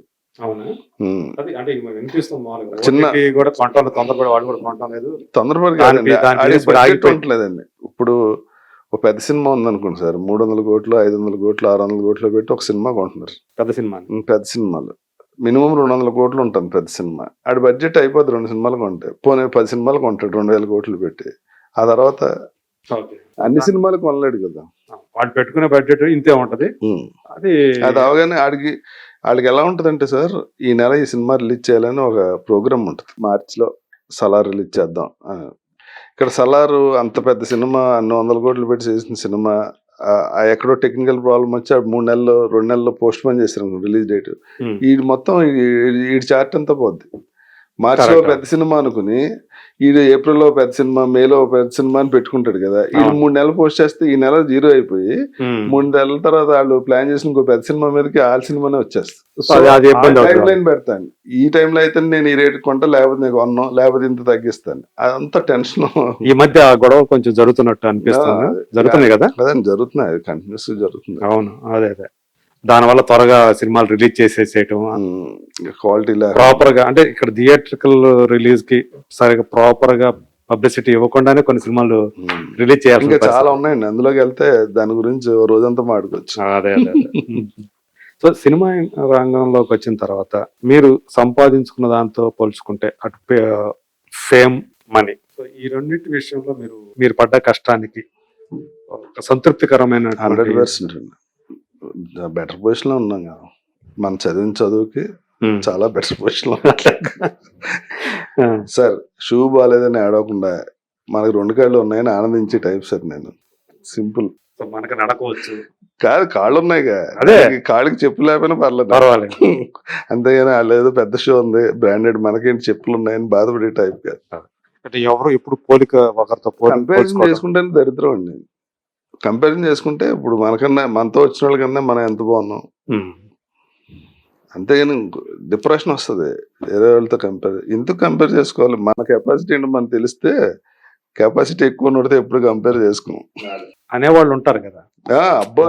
అరే మన ఊరి నుంచి చూడరా వాడు వచ్చాడు, అయిపోయాడు, అసలు హీరో మెటీరియల్ రా, నువ్వేంట్రా ఇలా అయిపోయావు అంటారు.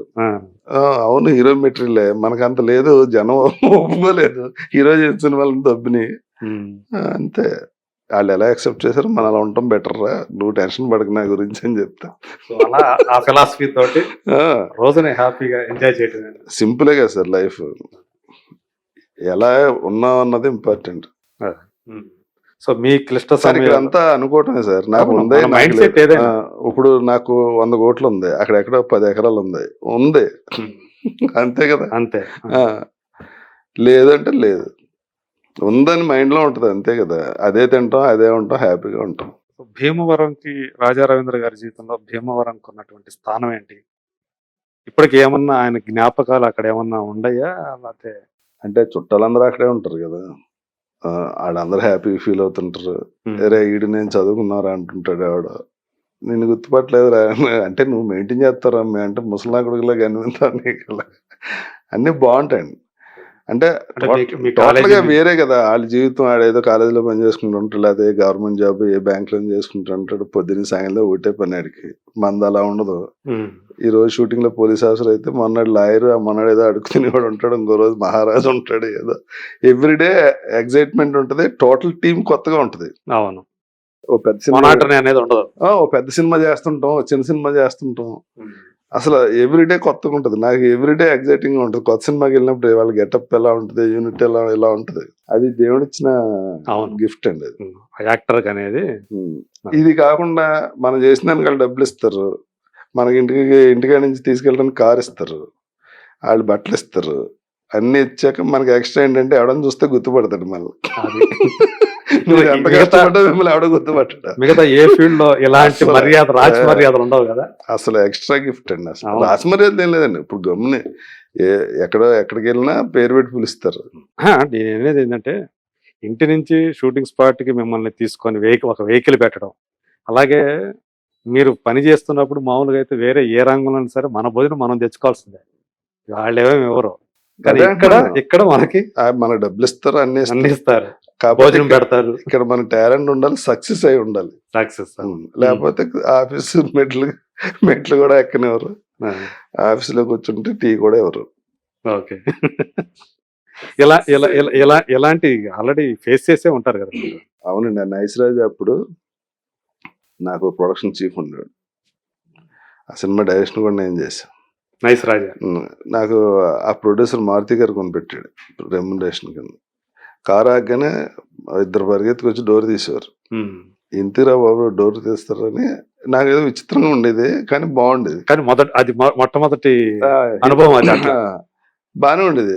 ఓహో హీరో అంటే ఇలా. ఆ సినిమా రిలీజ్ అవ్వలేదు. నేను వేషాల కోసం తిరగటం మొదలు పెడితే ఆ డైరెక్టర్ సెట్కి రమ్మని. సెట్కి వెళ్ళా, ఎవడైతే మా చీఫ్ ఉన్నాడో ఆడు అక్కడ బాయ్, పెద్ద సినిమా అది. ఓకే. రే కొంచెం మంచి లేని తెచ్చిపెట్టి కుర్చేయరా అన్న. వెళ్ళినోడు వెళ్ళినట్టు వెళ్ళిపోయాడు, మళ్ళీ రాలా. వాటర్ ఇవ్వాలా, కుర్చేయలే. అప్పుడు అర్థమైంది ఇక్కడ మనిషికి వాల్యూ ఉండదు, సక్సెస్ కే వాల్యూ వాల్యూ ఉంటుంది. ఉంటుంది అంతే. సో ఆడిది కూడా తప్పలేదు. నాకన్నా ఇంపార్టెంట్ మనుషులు చాలా మంది ఉంటారు కదా అక్కడ, మనకంటే వేషంలాగా తిరుగుతున్నాం. అప్పుడు అవును అవును ఆడికి ఇంకా వేషాలు ఉన్న వాళ్ళు ఉంటారు కదా. అవును. అప్పుడు ఆలోచించా, ఆ రోజుతో తీస్తే అది కూడా ఓకే. సక్సెస్ ఉంటే ఓకే, లేకపోతే ఏమన్నది. అటువంటి వాటికి బాధపడటం కూడా ఇది ఎందుకు కామన్. ఇది ఇది ఇండస్ట్రీలో ఇప్పుడు నేను ఇవన్నీ కూడా అలాగే. మనకు అన్ని పాఠాలే కదా ఆ, ఇప్పుడు మనకి సినిమాల్లో వేషాలు అయిన వాళ్ళు కనిపిస్తే అలా బిహేవ్ చేస్తాం, సూపర్ గా సక్సెస్ అయిన వాళ్ళు కనిపిస్తే వేరేలా బిహేవ్ చేస్తాం కదా. మనం కూడా ఆడు కూడా అలాగే మనం చూసి behave చేస్తాం. అంటే కొంతవరకు మనకుండే కొంతమంది తోటి మనం ఆ రిలేషన్ మెయింటైన్ చేస్తాం, ఇర్రెస్పెక్టివ్ ఆఫ్ వాళ్ళ హోదా కానివ్వండి, వాళ్ళ money చెయ్యాలండి. కానివ్వండి. కాదండి, అది ఆడు ఏ పని చేసుకున్నా తను బతకడం కోసం కదా. ఉమ్.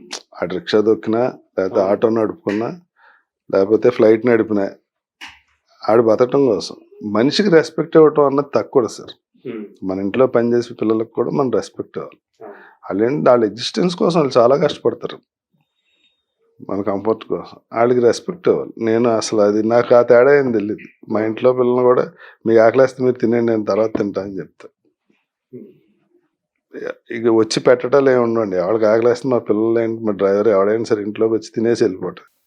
నాకు ఒకటి ఎప్పుడు అనిపిస్తూ ఉంటుంది, వీళ్ళు మేము మామూలుగా అయితే యాక్టర్లు, మేల్ యాక్టర్స్, ఫిమేల్ యాక్టర్స్ కొంతమంది క్లోజ్గా ఉంటుంటారు, తిరుగుతూ ఉంటారు. మామూలుగా సినిమా ఇండస్ట్రీ అంటేనే రకరకాల రిలేషన్షిప్స్ మనకి వినిపిస్తూ ఉంటాయి. సో ఇంట్లో వాళ్ళు ఎప్పుడన్నా అట్లా ఇబ్బందులు పడటం అట్లాంటిది జరగదంటారా? అంటే పైగా ఏంటంటే రాజా రవీంద్రకి చాలా మంది ఆడవాళ్ళు స్నేహితులు. కాదండి, నేను ఆడమ్మగ తేడా ఉండదు, మనకు అందరితో ఒకలా బిహేవ్ చేస్తుంటారు. ఎందుకంటే ఇక్కడ 36 ఏళ్ళ నుంచి ఉంటున్నాం కదా. వాళ్ళు కూడా 10 ఏళ్ళ నుంచి 15 ఏళ్ళ నుంచి మనతో యాక్ట్ చేస్తుంటారు. ఇప్పుడు నాకు ఆ ప్రాబ్లం ఎందుకు రాదంటే, నా ఫ్రెండ్స్ అందరూ మా ఆవిడకి కూడా ఫ్రెండ్సే మెయిన్. మీ ఆవిడ కూడా కనిపిస్తుంటారు అక్కడ. ఎందుకంటే మా మేనమామ కూతురు అండి, చిన్నప్పటి నుంచి నా గురించి తెలుసు. అవును. ఇప్పుడు ఇక్కడ ప్రాబ్లం ఎక్కడ వస్తుందంటే, వైఫ్ అండ్ హస్బెండ్ మధ్య ఉన్న అండర్స్టాండింగ్ బట్టి ఉంటుందండి. ఉమ్. ఈడు ఏదైనా కనిపిస్తే ఈడు వదిలేసిపోతాడని కాన్ఫిడెన్స్ లేదనుకోండి, గొడవలు అవుతాయి. నన్ను చిన్నప్పటి నుంచి చూసి నా ఫ్రెండ్స్ అందరూ నేను సెపరేట్గా వెళ్ళి మాట్లాడటాలు ఏమి ఉండవు. తన ఎదురున్న మాట్లాడతాను, తనకు కూడా ఫోన్ ఇచ్చి మాట్లాడమంట. ఓకే. ఫ్యామిలీ ఫ్రెండ్స్ లాగే ఉంటాను. ఉమ్. దాంతో అసలు ఆ ప్రాబ్లం ఏమి ఉండదు. అంత ట్రాన్స్పరెన్స్ ట్రాన్స్పరెన్సీ ఏం లేదండి, మనకు వేరే ఉద్దేశం ఏం లేదు. అదే. అందుకని అది మామూలుగానే ఫ్రెండ్షిప్ లాగా ఉంటుంది. చూసేవాళ్ళకి మాత్రం ఈడు ఏ పార్టీలో కనిపించిన అమ్మాయిలతో ఉంటాడు రా అని ఉంటుంది. అది నాకు ప్రాబ్లం లేదు అసలు. సోషల్ మీడియాలో కనిపిస్తా ఉంటాయి, ఫోటోలు వస్తా ఉంటాయి. అంటే వాళ్ళు పెట్టుకుంటారు కదా. పార్టీలు అదే. నేను అసలు సోషల్ మీడియాలో ఉన్నాను. పైగా ఏంటంటే సింగిల్ గానే మిగతా ఎవరు కనపడరు, రాజా రవీంద్ర కనపడుతుంటాడు అక్కడే. మిగతా వాళ్ళతో 7-8 మంది ఆడవాళ్ళు కనపడతారు. అంటే మేమంతా ఒక గ్రూప్ ఉన్నామండి. అందులో మన రఘుబాబు ఉంటాడు, రవిప్రకాష్ ఉంటాడు. వాళ్ళు చాలా తక్కువ, ఆ షూటింగ్ బిజీలో ఉండి వాళ్ళు రారు, కలవరు. నేను ఖాళీగా ఏడుస్తుంటా కదా, వెళ్ళి కలుస్తుంటా. అది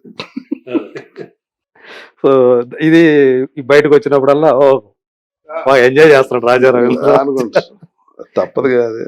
సో ఎప్పుడు మీ ఇంట్లో గొడవలు అయితే రాలేదు, అసలు డిస్కషన్ రాలే. సో మీ ఆవిడైతే మీకు ఫుల్ సపోర్ట్ మొదటి నుంచి? వీళ్ళందరూ ఫ్రెండ్స్ అండి, తెలుసు కదా. వాళ్ళందరూ మామూలుగా బాగా ఇదిగా ఉంటారు. మా ఆవిడ వంటలే బాగా చేస్తూ ఉంటది. ఓకే. ఖాళీగా ఉన్నాం, భోజనం పిల్లలు కూడా వస్తుంటారా? వీళ్ళంతా కూడా ఎక్కువ వస్తుంటారు. ఏదైతే మీ సుఖాలు, మీ కష్టాలు, వీటన్నిటిలో కూడా ఆమె కూడా షేర్ చేసుకుంటారు. 100% కదా. మనకన్నా ఎక్కువ వాళ్ళకి తెలుస్తుంది ఎఫెక్ట్. మన ఇంట్లో ఉన్నాం కదా ఎక్కువ. ఏదో ఉంది, ఏదైనా లోటుపాట్లు ఏమైనా ఉన్నాయి అన్ని తెలిసిపోతుండే కదా, వాళ్ళు సర్దుకోవాలి కదా. మనం అయితే ఏం పట్టించుకోం. ఎవరన్నా చుట్టాలు వచ్చినా ఇంకోటి వచ్చినా వాళ్ళ మర్యాదలు వాళ్ళకి చేయాలి కదా. ఇస్తారా మీరు ఇంటికి టైం కేటాయిస్తారా వాళ్ళకి ఎక్కువ?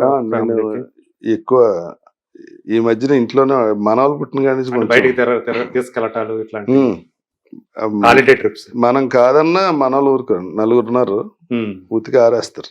మన వాళ్ళు మనవరాళ్ళ? 2 వాళ్ళు 2 ఇళ్ళు. చిన్నవాడికి 2 మగపిల్లలు, పెద్దవాడికి 2 ఆడపిల్లలు. ఓకే. మా ఫాదర్ మదర్ అత్తగారు అందరూ అక్కడే ఉంటారండి, ఒక చోట ఉంటాం అందరూ. అవునా? వాళ్ళకి ఫుల్ టైం పాస్. ఓకే. అంటే మా ఫాదర్ ఎక్స్పైర్ అయ్యారు, మా అత్తగారు ఎక్స్పైర్ అయ్యారు. ఈ అక్క తమ్ముళ్ళు ఇద్దరు, అన్న చెల్లెళ్ళు ఇద్దరు, ఓన్ సిస్టర్, వాళ్ళిద్దరు మాతోటే ఉంటారు. ఆహా. వీళ్ళు వస్తే వాళ్ళకి పండగ. ఉమ్. బామ్మ బామ్మ అని తిరుగుతుంటారు, ఎంత ఉంటారు ఫుల్ కోసి. సో ఇప్పుడైతే ఫ్యామిలీ పరంగా అటు వ్యక్తిగా కూడా ఒక మంచి ఆనందకరం అంటే ఇబ్బందులు లేనటువంటి పరిస్థితిలో ఉన్నారు కదా. పొలిటికల్గా మీరు అది తెలుగుదేశం పార్టీతో తిరిగిన వాళ్ళు తర్వాత వైఎస్ఆర్సీపీలోకి వచ్చారు కదా. సో ఇప్పుడు క్రియాశీలకంగా ఉన్నారా మీరు? లేదండి, అసలు పాలిటిక్స్ లో ఎప్పుడు క్రియాశీలంగా లేను నేను. ఓకే. నేను మురళీమోహన్ గారితో ఇదంతా తిరిగినా అక్కడతో అంతే. తర్వాత ఎప్పుడు ఎవరిని కలవటం ఏం చేయలే. ఇది కూడా ఎలక్షన్ టైంలో జయసుధ గారు నేను జాయిన్ అయ్యాము.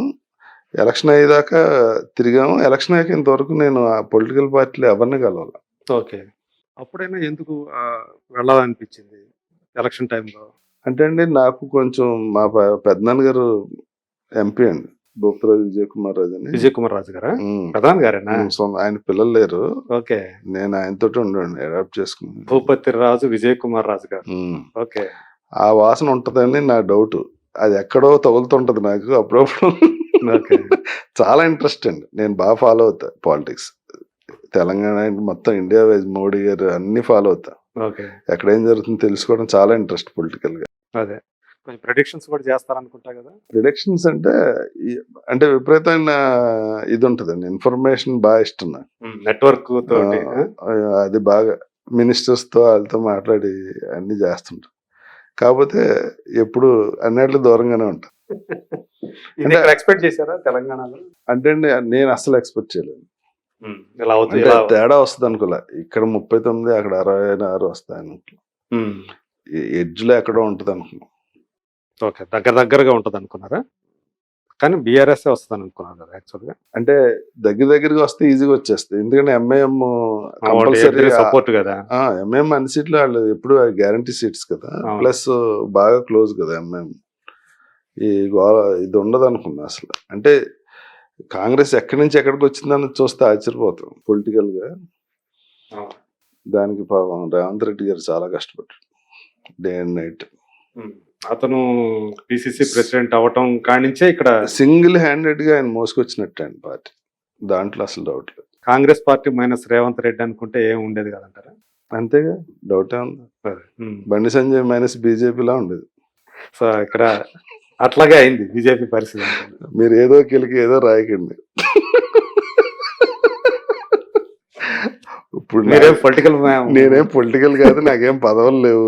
నేను ఒక సామాన్యుడిగా నాకు అనిపించింది మాట్లాడుతున్నా. నేను కూడా మాట్లాడుతున్నాను కదా. మీరు మాట్లాడతారు, కింద వాళ్ళు తిట్లు ఎవడబడతాడు.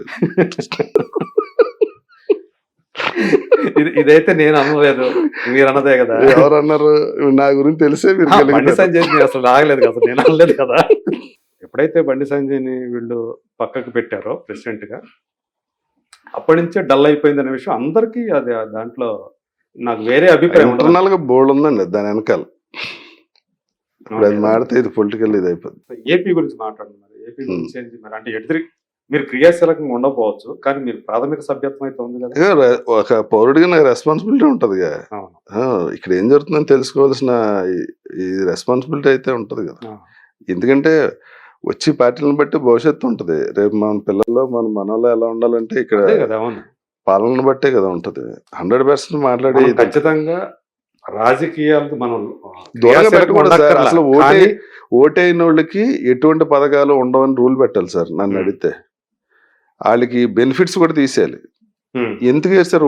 ఓటే కదా మనకి పిల్లల భవిష్యత్తు. 100% ఓటింగ్ ఉన్నా కూడా మళ్ళీ అది కూడా 100% ఓటింగ్ ఎట్టి పరిస్థితిలో ఉండదు. రిగ్గింగ్ జరిగింది అంటారు. అది కాదు, బాధ్యతాయుతం పౌరుడు 100% ఓటేయాలండి. మన ఒపీనియన్ మనం చూపించుకోవాలి, లేకపోతే వాళ్ళని విమర్శించే హక్కే లేదు మనకి. చాలా మందికి డ్యూటీల్లో ఉండటం వల్ల కూడా ఎన్నికల విధుల్లో ఉండి ఓటు వేయలేదు. ఎన్నికల విధుల్లో ఉన్న వాళ్ళు ఓటేయచ్చు కానీ అసలు అది నో ఎగ్జంప్షన్ సార్. ఎక్కడున్నా వచ్చి ఓటేయాల్సిన బాధ్యత పౌరుడిగా ఉంది అంతే. లేకపోతే పోస్టల్ బ్యాలెట్ ఉంది కదా, ఆ రోజు సెలవు వచ్చింది కదా అని చెప్పి ఎంజాయ్ చేయటం కాదు. మళ్ళీ పేపర్లు చూసి టీవీలు చూసి తిడుతుంటారు అందరినీ. అసలు ఆ హక్కే లేదు. అసలు చాలా పొరపాటు అండి ఓటు అయిపోవటం అన్నది. సో అది తీసుకురావాలంటారు. ఆ అవేర్నెస్ లేకపోతే చాలా కష్టం. అంటే పథకాలు నాకు వద్దు అనుకున్న వాళ్ళు ఉండొచ్చు అట్లా ఎవడో ఉన్నాడు ఇప్పుడు- పథకాలు ఊరికి వచ్చి డబ్బు ఎవడని ఇప్పుడు వద్దంటాడు, ఆహా, చాక్లెట్ పెడితేనే వద్దంటారు. అంతేందు మన ఈయన ఆర్జీబీ ఉన్నాడు, నేను ఎప్పుడు ఓటు వేయలేదు అన్నాడు ఆయన. ఎవడ ఒపీనియన్ ఆడిచారు, అందరూ ఒకలాగా ఉంటే ఇన్ని పార్టీలు ఎందుకు ఉంటాయి? ఆర్జీ ఏదైనా మారుతుంది. ఆయన నేను ఏను కనిపించింది. చెప్తాడు కదా ఓపెన్ గా, నేను ఏమి లేదు. ఆయన వేర్లేండి, జనసామాన్యంలో ఉండాల్సిన మనిషి కాదు. ఆయన ఒక్కటి పక్కన పెట్టేద్దాం. ఇంకా పక్కన పెట్టక్కర్లా, అంటే అంటే ఆయన మాట్లాడిన లాజిక్ ఎవరు మాట్లాడలేరు. విపరీతమైన నాలెడ్జ్ సార్ ఆయనకి. ప్రతిదీ చదివింది గుర్తుంటది, ప్రతిదానికి లాజిక్ ఉంటుంది. మీరు ఆయనతో అసలు ఎట్టి బస్సులో వాదించిన ఎక్కడో జరగదు, అంటే అంత పెర్ఫెక్ట్ గా ఉంటది. అదే నాకు రాము గారు క్లోజ్ కదా, ఎక్సలెంట్ ఉంటది ఆర్గ్యుమెంట్ అయితే అదిరిపోద్ది. అదే నో చెప్పలేం మనం, ఆయన ఆర్గ్యూ చేశారంటే.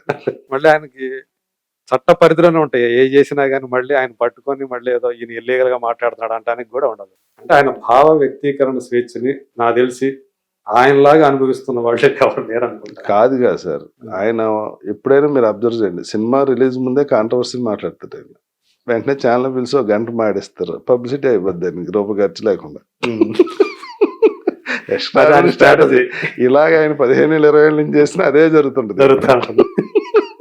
ఈయన అసలు ఇక్కడ నమ్మకూడదు అనుకుంటానే ఉంటారు. నమ్మకూడదు ఏం లేదండి, నమ్మకూడదు అని కూడా కాదు, ఇన్ని మాట అసలు పట్టించుకోకూడదు అని ఒక పక్క అంటారు. పట్టించుకోకూడదు అన్నట్టు ఏమి ఉండదు, మళ్ళీ నెక్స్ట్ కి మళ్ళీ వచ్చేస్తారు. ఆయన మాట పట్టించుకోకూడదు అన్నట్టు ఉండదు, బాణం వేసి కొట్టినట్టు ఉంటది. అంటే ప్రతిసారి ఇయే చెప్తుంటాడు, ఇలాగే చెప్తుంటాడు కదా. నిజంగా చెప్తాడు ఆయన, ఆర్గ్యూ చేస్తాడు దాని మీద, అసలు స్టెప్ బ్యాక్ అవుట్ ఏమి ఉండదు అసలు. ఇప్పుడు కూడా ఆయన వ్యూహం అని ఒకటి, ఆయన వ్యూహం చాలా ఉంటుంది దాని వెనకాల, చాలా పెద్ద వ్యూహం ఉంటుంది. నేను ఆయన కంపెనీ ఎంజాయ్ చేస్తాను, చాలా ఎక్స్ట్రాడినరీ. రెగ్యులర్ గా విజిట్ చేస్తుంటారు డెన్, ఆయన ఆర్జీబీ డెన్ రెగ్యులర్ గా లేదండి, ఈ మధ్యన ఎప్పుడన్నా ఆయన ఏం చేస్తున్నావు అంటే కలిసి వస్తుంది అంతే, ఆయన తోటి ప్రస్తుతం.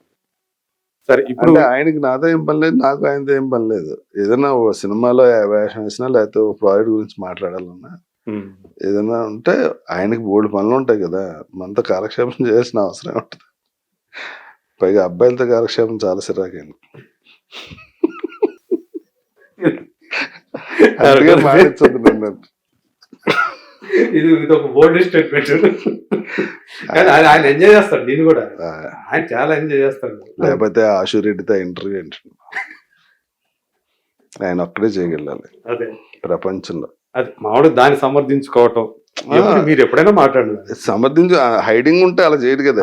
అదే దానికి అథెంటిక్ గానే మాట్లాడతాడు. ఉన్నది ఒకటే జీవితానికి నిదర్శనం ఆయన, ఉన్నది ఒకటే జిందగీ, no boundaries, no compound walls, no fencings. అందు గురించి అనుకుంటా ఆయనకి అంత ఫ్యాన్ ఫాలోయింగ్. అంటే యూత్ లైక్ చేస్తారుగా, ఇప్పుడు ప్రతి ఒడికి అలా ఉండాలని ఉంటదండి, కాకపోతే మనం ఎవడో ఉండలేడు అలాగా. అందుకే రాము గారు స్పెషల్, ఆయనలో ఉండగలిగితే మనం కూడా స్పెషలే కదా. చాలా ఉడుకు రక్తం ఉంటుంది అనుకున్నా యూత్ ఆయన ఉండలేదు, ఎవడో ఉండలేడు. సొసైటీ గురించి ఎంతో కొంత భయం ఉంటది, అసలు ఆ భయం ఏమీ లేకుండా జీవిస్తున్నారు. రామోయిజం అన్నది కరెక్ట్ సార్, రామోయిజం అంటే ఆ ఫ్రేమ్ లో పెర్ఫెక్ట్ గా ఉంటాడు ఆయన, అది ఎప్పుడు దాటాడు ఆయన. ఇప్పుడు దేవుడు లేడు అంటే దేవుడు లేడు అంతే, తిరుపతి ఎందుకు వెళ్ళామంటే రీజన్ వేరే ఉంటది. అదే దానికి చెబుతారు, కరెక్ట్ చెబుతారు. అప్పుడు ఎలా అనిపించింది అలా అన్నా, ఇప్పుడు ఎలా అనిపించింది ఇలా అన్నా. ఏంటి నిజం కూడా అంతే సార్, సిచ్యువేషన్ బట్టే ఉంటది మన డెసిషన్. ఒకటే డెసిషన్ ఎప్పుడు తీసుకోవాలని లేదు కదా. అవును, అప్పుడు అది చేయను అన్నారు కదా, అంటే ఇప్పుడు చేస్తాను. తెలుగులో సినిమా డైరెక్షన్ చేయనన్నా అన్నాడు, ఇది ఆడబో చేయను అన్నాడు. ఎంత అప్పుడు అలా అనిపించింది, ఇప్పుడు ఎలా అనిపించింది, కరెక్టే కదా. అంతే. సో మీది ఏంటి అంటే 5 ఏళ్ళు అవస్థ ఉంది, మళ్ళీ అక్కడ ఎలక్షన్స్ రాబోతున్నాయి. సో అక్కడ నేను ఎమ్మెల్యే పోటీ చేయట్లే, బలపడింది అనుకుంటున్నారా ఇంకా, లేకపోతే ఏంటి అనుకుంటున్నారు? తెలియదండి, ఇక్కడ సిచ్యువేషన్ చూసాక నాకు అక్కడ కన్ఫ్యూజన్ వచ్చింది. కన్ఫ్యూజన్ వచ్చిందా? నిజంగా ఇక్కడ డెవలప్మెంట్ చాలా ఎక్స్ట్రాడినరీ చేశారు, అంటే ముందటి గవర్నమెంట్. ఇక్కడ హైదరాబాద్ లో మొత్తం తెలంగాణ వైజ్ ఎక్కడా పెరగనంత భూమి వచ్చిందండి, ల్యాండ్స్ కి అట్లకి. ఓకే, అంత చేసి కూడా ఎందుకు ఓడిపోయిన రీజన్ తెలియట్లే నాకు. అంత చేసినప్పుడు మొత్తం వాళ్ళు చేసిన పథకాలు కానీ ఇవన్నీ అంత చేసినప్పుడు ఈజీగా రావాలి. అంత స్ట్రగుల్ అవ్వాల్సిన అవసరం లేదు. ఎక్కడ దెబ్బ కొట్టిందన్నది అర్థం కావట్లేదు నాకు. అదే ఇప్పుడు మీరు చూస్తే సిటీలో మళ్ళీ లేదు కాంగ్రెస్. అంతా సిటీ బయటనే అంతా.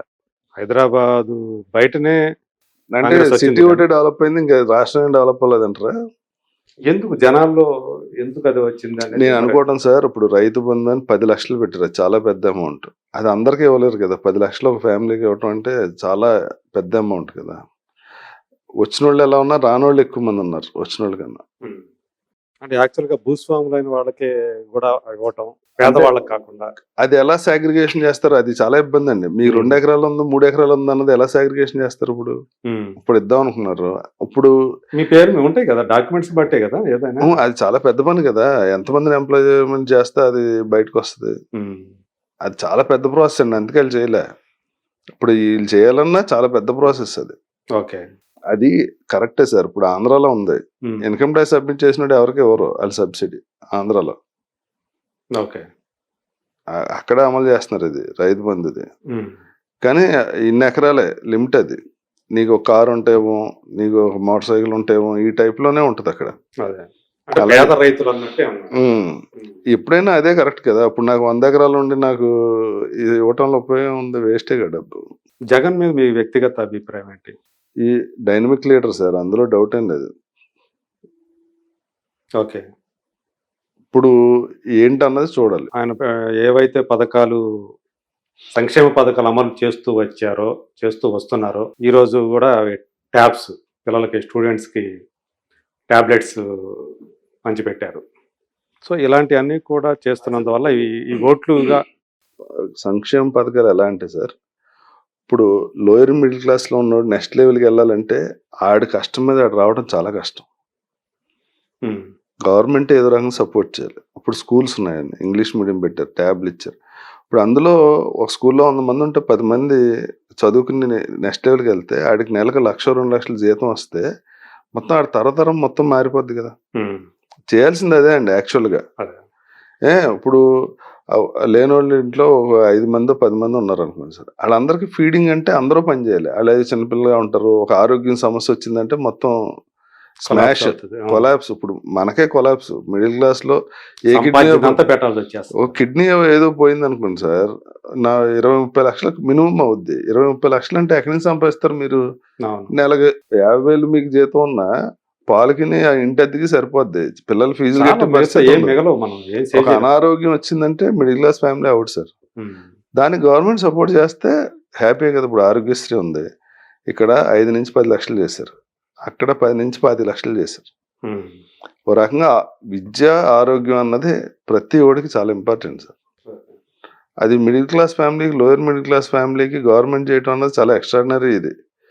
ఇప్పుడు ఆ లోయర్ మిడిల్ క్లాస్ వాడు నెక్స్ట్ లెవెల్‌కి వెళ్ళాలంటే గవర్నమెంటే హెల్ప్ చేయాలండి. ఆడికి వేరే పక్కింటోడు హెల్ప్ చేస్తాడు రాడు. ఎందుకంటే చేయలేరు. అవును. హ్యూజ్ ఉంటుంది కాబట్టి. సంక్షేమ పథకాలు ఎలా అమలు అవుతున్నాయి అన్నది ఎక్స్ట్రాడినరీ సార్ అది ఆ విషయంలో. హ్మ్. ఎలా అంటే ఈ గ్రామ వాలంటీర్ ఉన్నారు కదా! అవును. ఆళ్ళ వల్ల ఏంటంటే చాలా డైరెక్ట్‌గా వితౌట్ ఇది మధ్యలో ఈ కమిషన్‌లు పోయి అలా కాకుండా డైరెక్ట్‌గానే రీచ్ అవుతుందండి ఆళ్ళకి. ఓకే. ఇప్పుడు నచ్చనోళ్ళు వేరేలా మాట్లాడదు, నచ్చినోళ్ళు వేరే మాట్లాడొచ్చు. అంటే ఆ బెనిఫిట్ పొందినోడి గురించి మీరు దళారీలకి వెళ్ళకుండా నేరుగా వెళ్ళిపోతుందంటారు. ఇప్పుడు ఆ బెనిఫిట్ పొందినోడి దగ్గరికెళ్ళి మీరు ఇంటర్వ్యూ చేస్తే అర్థమవుతుంది. ఇప్పుడు నేను వేరే పార్టీలో ఉండి తిట్టడం అయన్నీ వేరే విషయాలు. అదే. ఇప్పుడు అక్కడ ఏం జరుగుతుంది? ఇంత సంక్షేమం చేసినా ఆయన ఎక్కడి నుంచి తెస్తున్నాడు డబ్బులు? హ్మ్.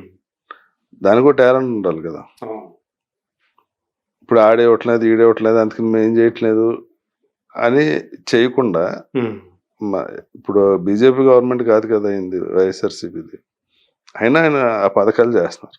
And what about development? అంటే సంక్షేమ పథకాలన్నీ ఇప్పుడు చేసుకుంటూ వస్తున్నారు కదా! కానీ ఆంధ్రప్రదేశ్‌లో డెవలప్‌మెంట్ అనేది అంటే అసలు రోడ్లు వేయట్లేదు ఆగిపోయిందని అంటున్నారు, వేయట్లేదు అంటున్నారు. నాకు అక్కడ ఆంధ్ర సైడ్ పెద్ద ఐడియా లేదు. నేను పేపర్‌లో చదవటం తప్ప హ్మ్. చాలా రోజులైంది అటు పక్కెళ్ళి. అన్ని వాళ్ళు అంటానే ఉంటారు సార్. ఎంత చేసినా ఇంకా ఎంప్లాయ్‌మెంట్ చేయలేదు గురించి అంటారు. కూడా ఎంప్లాయ్‌మెంట్ కూడా మాట్లాడుతున్నారు. హ్మ్. అంటే చదువుకుంటున్నారు. కానీ చదువుకున్న వాళ్ళకి అక్కడ ఏంటి? వాడంతా మళ్ళీ ఇంకో హైదరాబాద్ 5 ఏళ్ళలో ఏమైపోద్ది సార్? 5 ఏళ్ళలో చదువుకున్నాడు ఒకటో క్లాస్ నుంచి 5వ క్లాస్‌కి వస్తాడు. ఇప్పుడు ఇంజినీరింగ్‌లు చదువుకున్న వాళ్ళు ఉంటారు కదా! డిగ్రీలు పూర్తి చేసిన వాళ్ళకి. అన్ని చోట్ల ఉంది కదా సార్. టోటల్‌గా దేశంలోనే ఉంది కదా ప్రాబ్లమ్. ఓన్లీ రాష్ట్రంలో కాదు కదా. ఓకే.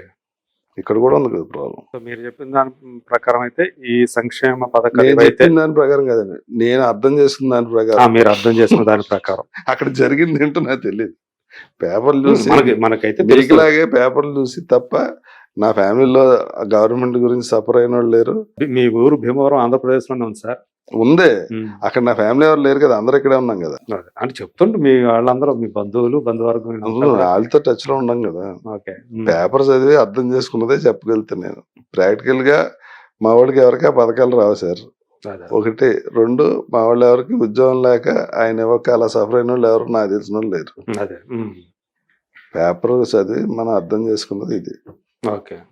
లోవర్ మిడిల్ క్లాస్ కి ఆ పథకాలు 100% అవసరం. అంటే మళ్ళీ మీరు ఆయన వస్తారు వైఎస్ఆర్సీపీ అనే అంటే నమ్మకం ఏమైనా ఉందా మీకు? నమ్ముతున్నారు అంటే సార్, ఈ పథకాల వల్ల లబ్ధి పొందిన వాళ్ళు యాజ్ ఈజీగా ఓటేస్తే ఈజీగా వస్తారు. వాళ్ళకి మైండ్ లో ఏముందన్నదే చూసుకోవాలి.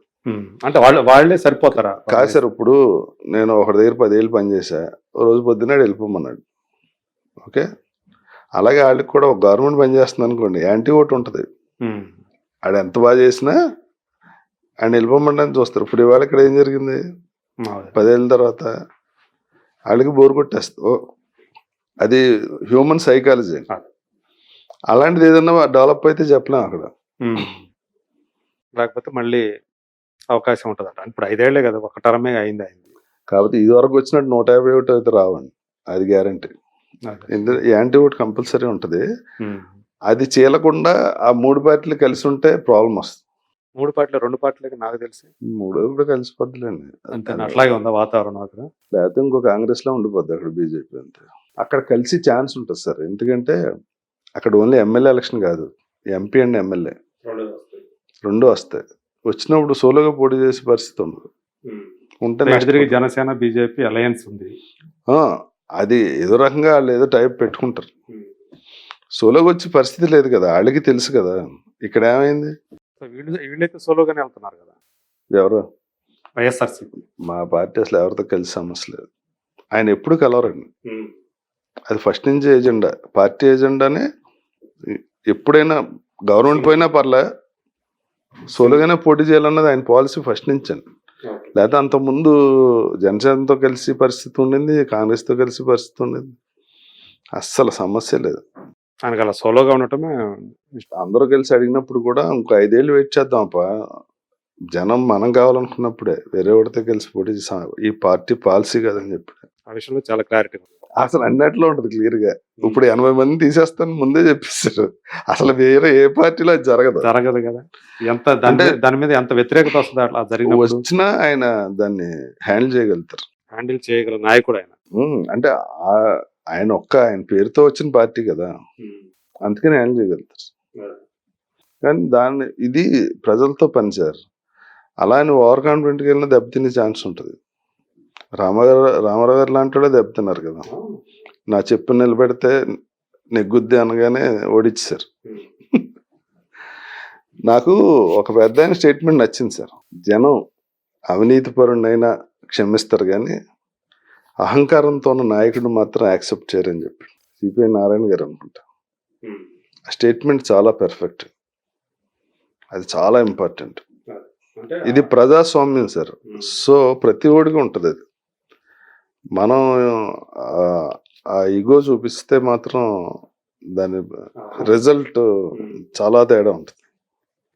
అది మనం చాలా మంది నాయకులను చూసాం కదా చిన్నప్పటి నుంచి. మరి మీరు అప్పుడు ఎలక్షన్ అప్పుడు వెళ్ళారు, ఈ ఎలక్షన్స్ ఏం చేయబోతున్నారు మీరు? నాకు అక్కడ ఓటు లేదు, అది చేసేది లేదు. ఓకే, అంతేనా? ఓటు ఇక్కడే ఉంది మరి. అయినా కానీ సపోర్ట్గా వెళ్ళటం కానీ ఏముండదు. మనం చెప్తే ఆడ ఓటేస్తాడు. మన అభిమానం అంతే. నేను ఆ రోజు కూడా చెప్పా, నేను చెబితే ఒక్కడ కూడా ఓటు అవ్వచ్చు కానీ ఆయన అంటే అభిమానం. ఎందుకంటే అండి, నాకు అప్పుడు నేను ఎందుకు అభిమానించానంటే, ఆయన్ని 18 నెలలు జైల్లో పెడితే ఎవడైనా కృంగిపోతాడు సార్. తీసుకెళ్లి జైల్లో 10 రోజులు పడేస్తేనే మెంటల్గా ప్రాబ్లం వస్తుంది. ఎవరికి మళ్ళీ అంటాడు. అసలు జైలు అంటేనే భయపడతారు కదా. కాదండి, ఒక చీఫ్ మినిస్టర్ కొడుకు చిన్నప్పటి నుంచి మామూలుగా వాళ్ళు ఇల్లు ఎలా ఉంటాయి బెంగళూరులో కానీ ఇక్కడ కానీ, ఆయన తీసుకెళ్ళి ఒక అడగటాలు వెనకాల పడేసి దోమలో పడేస్తే 1 రోజు కాదు 2 రోజులు కాదు 18 నెలలు మెంటల్ ఎవడైనా వీక్ అయిపోతాను. ఈ అదో పాలిటిక్స్ ఎందుకులే, మన బిజినెస్ మనకున్నా చూసుకుని ఆయన రెట్టింపు ఉత్సాహంతో బయటకు వచ్చి ఇవన్నీ చేసి అధికారంలో రావటం అన్నది అసలు మామూలు విషయం కాదు. దాని వెనకాల చాలా కాన్ఫిడెన్స్ ఉండాలి, చాలా స్ట్రెంగ్త్, స్ట్రెంగ్త్ అండి. అంటే పార్టీని అన్ని రోజులు నడపటం అంటే ఇట్స్ నాట్ అంటే ఫైనాన్షియల్ గా కానీ జోక్ కదా. ఇప్పుడు అధికారం లేకపోతే ఒక్కడు కూడా ఉన్నాడు సార్. మనకు కూడా అధికారం లేకపోతే అసలు వాల్యూ ఉండదు. అటువంటి దాన్ని అలా హోల్డ్ చేసి 151 సీట్స్ తేవటం అంటే ఆయనలో ఉన్న ఇది నాకు పట్టుదల, సంకల్పం బాగా నచ్చినాయి. అప్పుడు నేను అప్పుడు జాయిన్ అయిన రోజున కండవేసిన చెప్పా, ఈ ఎలక్షన్ అయ్యేదాకా ఆయన అంటే ఇష్టం, నేను వచ్చాను ఎవడో నా అభిమానం తిరుగుతా, మళ్ళీ ఎలక్షన్ దాకా నేను ఎవరికి కనిపించను, ఆయనకు కూడా కనిపించను అని చెప్పి ఆ రోజు రికార్డే ఉంటుంది. సేమ్ అదే ఇంతవరకు ఆయన కలవటం కానీ కలవటం ట్రై కూడా చేయలేదు. ఓకే, కానీ ఆయన మీద మాత్రం ఉంటదండి. అంటే ఒక ఇన్స్పిరేషన్ క్యాండిడేట్ కదా సార్. ఇప్పుడు ఈయన ఇక్కడ రేవంత్ రెడ్డి గారు కూడా ఇన్స్పిరేషన్ అంత ఈజీ ఏం కాదు. ఇప్పుడు కేసీఆర్ గారు కూడా పోరాడి తెలంగాణ కాంగ్రెస్ ఇచ్చినా ఎవరిచ్చినా ఒకడు అడిగితేనే కదా ఇచ్చారు. వాళ్ళందరూ నాయకులు సార్. ఇప్పుడు అసలు రేవంత్ రెడ్డి గారిని చూస్తే, ఆయన స్పీడ్ చూస్తే, అంటే మాట పుల్లు పోకుండా, అంటే ఒక రకమైన సీఎం చూస్తున్నాం అసెంబ్లీలో కూడా ఆయనకి ఎవరికైనా సార్ సడన్ గా సీఎం అయ్యేటప్పుడు ఒక రకమైన ఇది వస్తుంది. అంటే కమాండ్ వచ్చి గమ్ముని మాట తోలటం ఉంటది, కొంచెం గర్వం రావటం. తోలనాటం అన్నది లేనే లేదు అసలు. అసలు నా పాలసీ కాదు అది. చాలా లాంగ్ పీరియడ్ లో చాలా సబ్జెక్ట్ ఉంది ఆయనకి. సబ్జెక్ట్ లేకపోతే అసలు ఇక్కడ కాంగ్రెస్ గెలవటం సబ్జెక్ట్ మీద నాలెడ్జ్ ఉంది. మాట్లాడటం ఒక కళ సార్. నాకు చాలా విషయాలు తెలుసు కానీ నేను బయటకు మాట్లాడినప్పుడు అది ప్రాపర్ గా రాదు. నేను అనుకున్న విషయం ప్రాపర్ గా రాదు, అది వేరేలా వచ్చి వేరేలాగా అయిపోద్ది. అందులో పొలిటికల్ గా చిన్న రాంగోడిగా వాయించి వదిలేస్తారు, ఉతికి ఆరేస్తారు. సో ఆ పాలిటిక్స్ అలా ఉంచుదాం. మా ఎన్నికల సంగతి ఏంటి? ఆల్రెడీ టర్మ్ అయిపోయింది కదా, ఎప్పుడు జరగబోతున్నాయి అవి ఏమైనా ఐడియా ఉందా మీకు? అసలు లేదు. మీరు ఈ పాలిటిక్స్ లోకి వెళ్ళటం లేదు అసలు. మా పాలిటిక్స్ అంటే నేను ప్రకాష్ నాయక్ క్లోజే, విష్ణు క్లోజే కదా. నేనుగా ఉందాను వదిలేసా. అప్పుడు తీసేసండి. ఇప్పుడు ఆల్రెడీ ఇప్పుడు ఏదైతే కార్యవర్గం ఉందో వాళ్ళ టర్మ్ కూడా అయిపోయింది కదా, 2 years అయిపోయింది. అయిపోయింది అనుకుంటా. అసలు ఐడియా లేదు సార్, అటు పక్క పెద్ద ఆలోచించలే. ఓకే, అంటే మీరు ఈసారి మా లాస్ట్ లో కూడా పోటీ చేయలేదు అక్కడ. ఇద్దరు మీకు దగ్గరే కాబట్టి సార్ అది రెస్పాన్సిబిలిటీ తీసుకుని బాగా చేయాలి సార్, లేకపోతే చేయకూడదు. ఇప్పుడు మనకి అంత అంటే ఆ రెస్పాన్సిబిలిటీ తీసుకునే ఇది కూడా లేదు ప్రస్తుతం. మన వాళ్ళు మనం చెయ్యాలని వచ్చినా సార్ అక్కడ చాలా ప్రాబ్లమ్స్ ఉంటాయి. యాక్చువల్గా అప్పుడు అంటే ప్రకాష్ రాజు క్లోజ్, విష్ణు క్లోజే కాబట్టి తటస్థంగా ఉండిపోయారా, లేకపోతే ఎందుకని అట్లా? లేదండి, వీళ్ళ దగ్గరికి వెళ్ళాను, వాళ్ళ దగ్గరికి వెళ్ళాను. మీతోనూ ఉంటాను నేను చెప్పలే. ఎందుకురా బాబు గోల ఇది 2 years కి. ఇప్పుడండి ఆ 2 years టర్మ్ కోసం అందులో చేసేది కూడా ఏం లేదు. మనం ఖర్చు పెట్టాలి తప్ప అక్కడి నుంచి ఏదో వీళ్ళకి ఏదైనా చేయాలంటే మనం జేబు నుంచి అన్నా తీసుకోవాలి, లేకపోతే ఏదైనా ప్రోగ్రామ్ చేసి పెట్టాలి. అది అనవసరం భారమే అది. ఇప్పుడు ప్రకాష్ గారు బాగా బిజీ ఆర్టిస్ట్ గా, ఈయన బిజీ. ఈయనకి మామూలుగా వ్యాపారాలు, ఆయనకి అట్లా స్కూల్స్ ఉన్నాయి, కాలేజ్ ఉంది, ఇప్పుడు అదేమో యూనివర్సిటీ అయింది. ఈయన హీరోగా సినిమాలు, ప్రొడక్షన్ లో సినిమాలు, ఇన్ని పనులు పెట్టుకుని మళ్ళీ ఇది కూడా పెట్టుకుని, అంటే చేసి కెపాసిటీ ఉందండి. దేనికది సెపరేట్ గా సాగ్రిగేట్ చేసి ఈ పన్నీటికి అప్పచెప్పి ఈ పన్నీటికి అప్పచెప్పి చేసి ఇది ఉంది. కానీ ఇప్పుడు అది అనవసరం కదా, దానికోసం అంత చేసుకోవడం అనవసరం. ఇప్పుడు లేనంత జరిగింది మొత్తం మీడియాలో లైవ్ పెట్టి.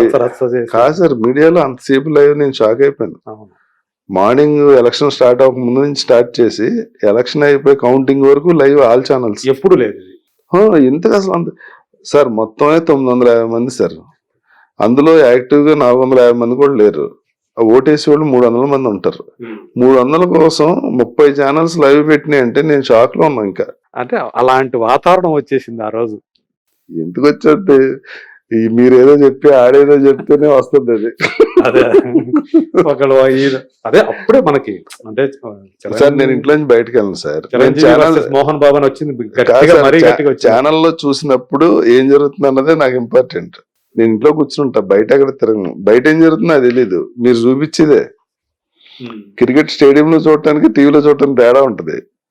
ఎందుకంటే బ్యాట్కి టచ్ అయ్యి వెళ్ళింది అటు స్లో మోషన్ లో చూపిస్తాడు. నేను ఎక్కడో కూర్చుంటే బాల్ కూడా కనిపించదు. నిజాన్ని మనం ప్రత్యక్షం చూస్తున్న దానికంటే ఇక్కడ టీవీలో చూసేవాడికి ఇంకా బాగా ఇక్కడ ఎగ్జైట్మెంట్ ఉంటుంది, అక్కడ ఏం ఉండదు. ఆడ కొడతాడు 4-8 వెళ్ళిందో కూడా తెలియదు మనకు.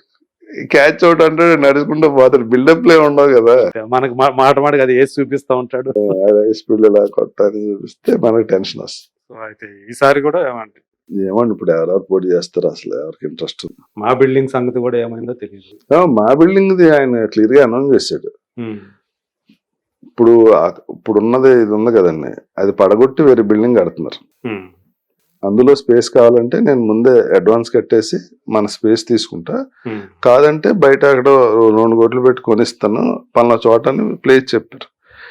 ఇలా మీటింగ్ లో ఏమన్నారంటే అంత దూరం ఎందుకండి, ఇక్కడే ఇది పడగొట్టి కట్టినప్పుడు ఇందులో తీసుకుంటే బెటర్ కదా, చాలా దూరం కదా, మీటింగ్ వెళ్ళాలని ఎక్కడికి చాలా దూరం అయిపోతుంది అని చెప్తే, సరే అయితే ఇక్కడే కడదాం, దానికి అమౌంట్ నేనే పే చేస్తాను ఒప్పుకున్నారు విష్ణు గారు. అది కన్ఫర్మ్, ఆయన మాట ఇస్తే మళ్ళీ తేడా ఉండదు. సరే ఇప్పుడు ఏంటి మీరు నెక్స్ట్ మీ రాబోతున్న సినిమాలు ఏంటి? అదే మీకు తెలుసు కదా, సారంగ దర్యా ఒకటి ఉంది, వీర ప్రతాప్ 1940 అని ఉంది. 1940 అది ఏంటి? 1940 ఏంటి? ఒక రాజుగారు బయోపిక్ అండి అప్పట్లో. బయోపిక్ బయోపిక్ అది.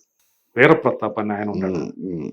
మా సైడ్ ఉన్నారు అక్కడ ఏలూరు దగ్గర, రాజేష్ ఫ్యామిలీ, వాళ్ళ ఇంట్లో జరిగిన గొడవ అదే సినిమా. అయిపోయింది అంతవరకు వచ్చింది?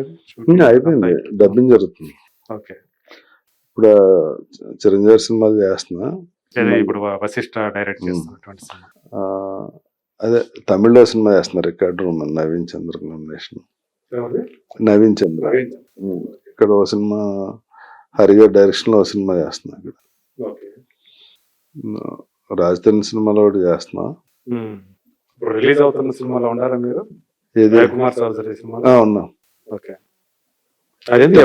తిరగబడరా స్వామి, ఎక్కడున్నాయి సార్, రోజుకి వారం 5 సినిమాలు రిలీజ్ అవుతుంటాయి. ఇప్పుడు కూడా 6 నెలలు అయిపోయింది, 6 నెలల పైన అయిపోయింది కదా. ఆయన పాపం రిలీజ్ డేట్ దొరకట్లా, బాగా చేద్దామని చూస్తున్నాను. చాలా సినిమాలు చేస్తుంది సార్, 7 సినిమాలు చేస్తాను. ఇప్పుడు నేను రిలీజ్ కుండయ్యా అంటాను, ప్రధాన పాత్ర చేస్తున్నటువంటి సినిమాలు కాకుండా ఈ సంక్రాంతికి వచ్చే సినిమాలు కానీ వీటిలో ఏమైనా ఉండారా? సంక్రాంతి సినిమాలు చిరంజీవి గారితో ఆ సినిమాలో పర్వాలేదా? ఒక మంచి ఆశ. ఇంకేమైనా ఉన్నాయా మీ గోల్స్ అంటూ ఏమన్నా పెట్టుకున్నారా, జీవిత లక్ష్యాలు అంటూ ఏమన్నా? వాటర్ టైప్, ఇటు వెళ్తే అటు వెళ్ళిపోవటం అంతేనా? ఈ రోజు వేస్తే అటు వెళ్ళిపోవటం, అటు వేస్తే అటు వెళ్ళిపోవటం. ఇప్పుడు బాదరబందీలు అన్ని ఏమి లేవు? ఎప్పుడు లేవు, ఉన్నాయంటే ఎప్పుడు పెట్టుకునేవాడు కాదు. ఉన్నాయంటే ఉన్నాయి, లేవంటే లేవు. మనకు మొదటి నుంచి ఉండే కదా, అబ్బాయిలు అయితే ఒక రకంగా, అమ్మాయిలు అయితే ఒక రకంగా చూడటం అనేది మన ఫ్యామిలీలో ఉంది. అలాంటి ఫీలింగ్ మీరు కూడా మీకు ఉండేదా? అంటే ఇప్పుడు అమ్మాయిలు మంచి పెళ్లిళ్ళు చేసేలాంటి, మంచి సెటిల్ అవ్వాలి, చాలా జాగ్రత్తగా ఉండాలి మనం. అదేం లేదండి, ఫ్లో అంతా. ఇలా టార్గెట్ పెట్టుకుంటే ప్రాబ్లం వస్తుందని ఎప్పుడు పెట్టుకోవాలి, అందుకని ఇలా ఉన్నానేమో. ఒకవేళ టార్గెట్ పెట్టుకుంటే వేరేలా ఉన్నట్టు. మంచి ఫిట్నెస్ వాటి కోసం ఏం చేస్తుంటారు? ఏం చేయను, అస్సలు ఏం చేయను. మరి ఏంటి మీ రహస్యం ఏంటి? మీ ఆరోగ్య రహస్యం? నోటికొచ్చింది మాట్లాడ, అందుకో చిరంజీవి గారు మిమ్మల్ని నోటి తొలగడం అన్నారు కదా, ఆయన నోటితో తగ్గించుకోరా అలా అలా. శ్రీముఖి అడిగింది ఒక్క వాక్యంలో రాజా రవీంద్ర గురించి చెప్పండి, నోటు దోల అని ఎక్స్ప్లెయిన్ ఇచ్చారు. అడిగి మనసులో ఏదో ఆగదో, ఏదనిపిస్తే అది వాగేస్తాడు, నాతో దెబ్బలు తింటాడు. ఓకే, అది చాలా వైరల్ అయిపోయింది. అవును, వైరల్ అయిపోయింది. అంటే మనసులో ఏది ఉంచుకోకుండా బయటకు పెట్టేసుకుంటాం. మనం ఇంట్లోకి వెళ్తే చెప్పులు వదిలేస్తాం కదా సార్, అలాగే ఏమి దాచుకోకుండా ఉంటాయి కొన్ని దయాలు, అన్నీ వదిలేస్తే మరీ తింగరోళ్ళగా అయిపోద్ది పరిస్థితి. అది కదండి, అంటే ఏ పెట్టుకోకూడదు. ఇప్పుడు మీరు ఏదైనా అన్ని హర్ట్ అయిన అనుకోండి, నేను కుళ్ళి కుసించిపోకుండా ఒరే బాబు నువ్వు ఇలా అన్నావు, నేను హర్ట్ అయినా ఏంటి ఇది అంటే అక్కడతో అయిపోద్ది. ఇప్పుడు ఏమన్నా నచ్చలేదు అనుకోండి, నువ్వు నచ్చలేదని చెప్పేస్తాను, ఎందుకు నచ్చలేదు కూడా చెప్పేస్తే అయిపోద్ది. అది నచ్చకపోతే అది కనిపించగానే ఓ పిసికేసుకునేలా ఎందుకు, అసలు టైం వేస్ట్. అంటే రాజారాజుని చూస్తే నలుగురు మనవాళ్ళు మనవరాలు ఉన్న యంగ్ బాయ్ అన్నట్టు. అంటే అదృష్టం సార్, అది మన చేతిలో ఏం లేదు, మన ప్లానింగ్ ఏం కాదు కదా. కొన్ని దేవుడు అలా ఇస్తుంటాడు, తీసుకోవాలి. హ్యాపీ ఇప్పుడైతే, ఎప్పుడు హ్యాపీ. అది ఏది అనుకోవటం కదా సార్. అంటే బాధలు వచ్చినప్పుడు, కష్టాలు సార్ వచ్చినప్పుడు ఇప్పుడు హ్యాపీ అనేది బయట వస్తువులో లేదు సార్. ఓ పెద్ద కారు కొనుక్కుంటే హ్యాపీయా కాదుగా. కారులో తిరిగే వాళ్ళకి వాళ్ళ టెన్షన్ వాళ్ళకి ఉంటాయి. అదే. కొన్ని మంది తాగితే హ్యాపీయా, లివర్ దెబ్బ హాస్పిటల్ ఉన్నప్పుడు తెలుస్తుంది. కొన్ని ఒక అమ్మాయితో తిరిగితే హ్యాపీ అంటే ఏం కాదు. హ్యాపీనెస్ అన్నది ఒరిజినల్ మన స్టేట్ మనలోనే ఉంది, అదే. బయట వస్తువులతో లేదు. ఈ వస్తువులతో ఉంది అనుకున్నాడల్లా సఫర్ అవుతుంటారు. అదే. కాదు సార్, హ్యాపీనెస్ మనలో ఉంది. అది దానికి ఏది అడ్డుపడుతుంది అన్నది ఆలోచిస్తే క్లారిటీ వస్తుంది. అది తెలుసుకోంటే చాలు. నాకు అది బాగా నచ్చింది రావణ మహర్షిది. ఒకడో చెట్టు పట్టుకుని నన్ను ఇలా పట్టుకుని నన్ను వదిలే అంటున్నాడంట. ఆయన ఎవడొచ్చి అడిగినా ఈ చెట్టు ఎంత గొప్పదే, ఇది పుట్టిందని చెప్తున్నాడు, కానీ వీడికి ఏం చెప్పట్లే. ఇప్పుడు స్వామీజీలు అందరూ భక్తులతో అలా ఉన్నారు. రావణ మహర్షి వచ్చి ఏం చెప్పంటే, ఒరే ఈ చెట్టు అనేది నీ కోరికలాగా, నువ్వు జీవితంలో పైకి రావాలి, పిల్లలు బాగుండాలి, మనవాళ్ళు బాగుండాలి, నేను నెక్స్ట్ లెవెల్లో ఉండాలి అనే కోరికలన్నీ నువ్వు ఇలా పట్టేసుకుని ఎక్కడికి వెళ్ళినా మనశ్శాంతి లేదు, స్వామీజీ నాకు నేను మెడిటేషన్ చేస్తే కూల్గా ఉంటానంటారా, ఇది వదిలే, ఈ కోరికలన్నీ వదిలే, నువ్వు హ్యాపీగానే ఉంటావు.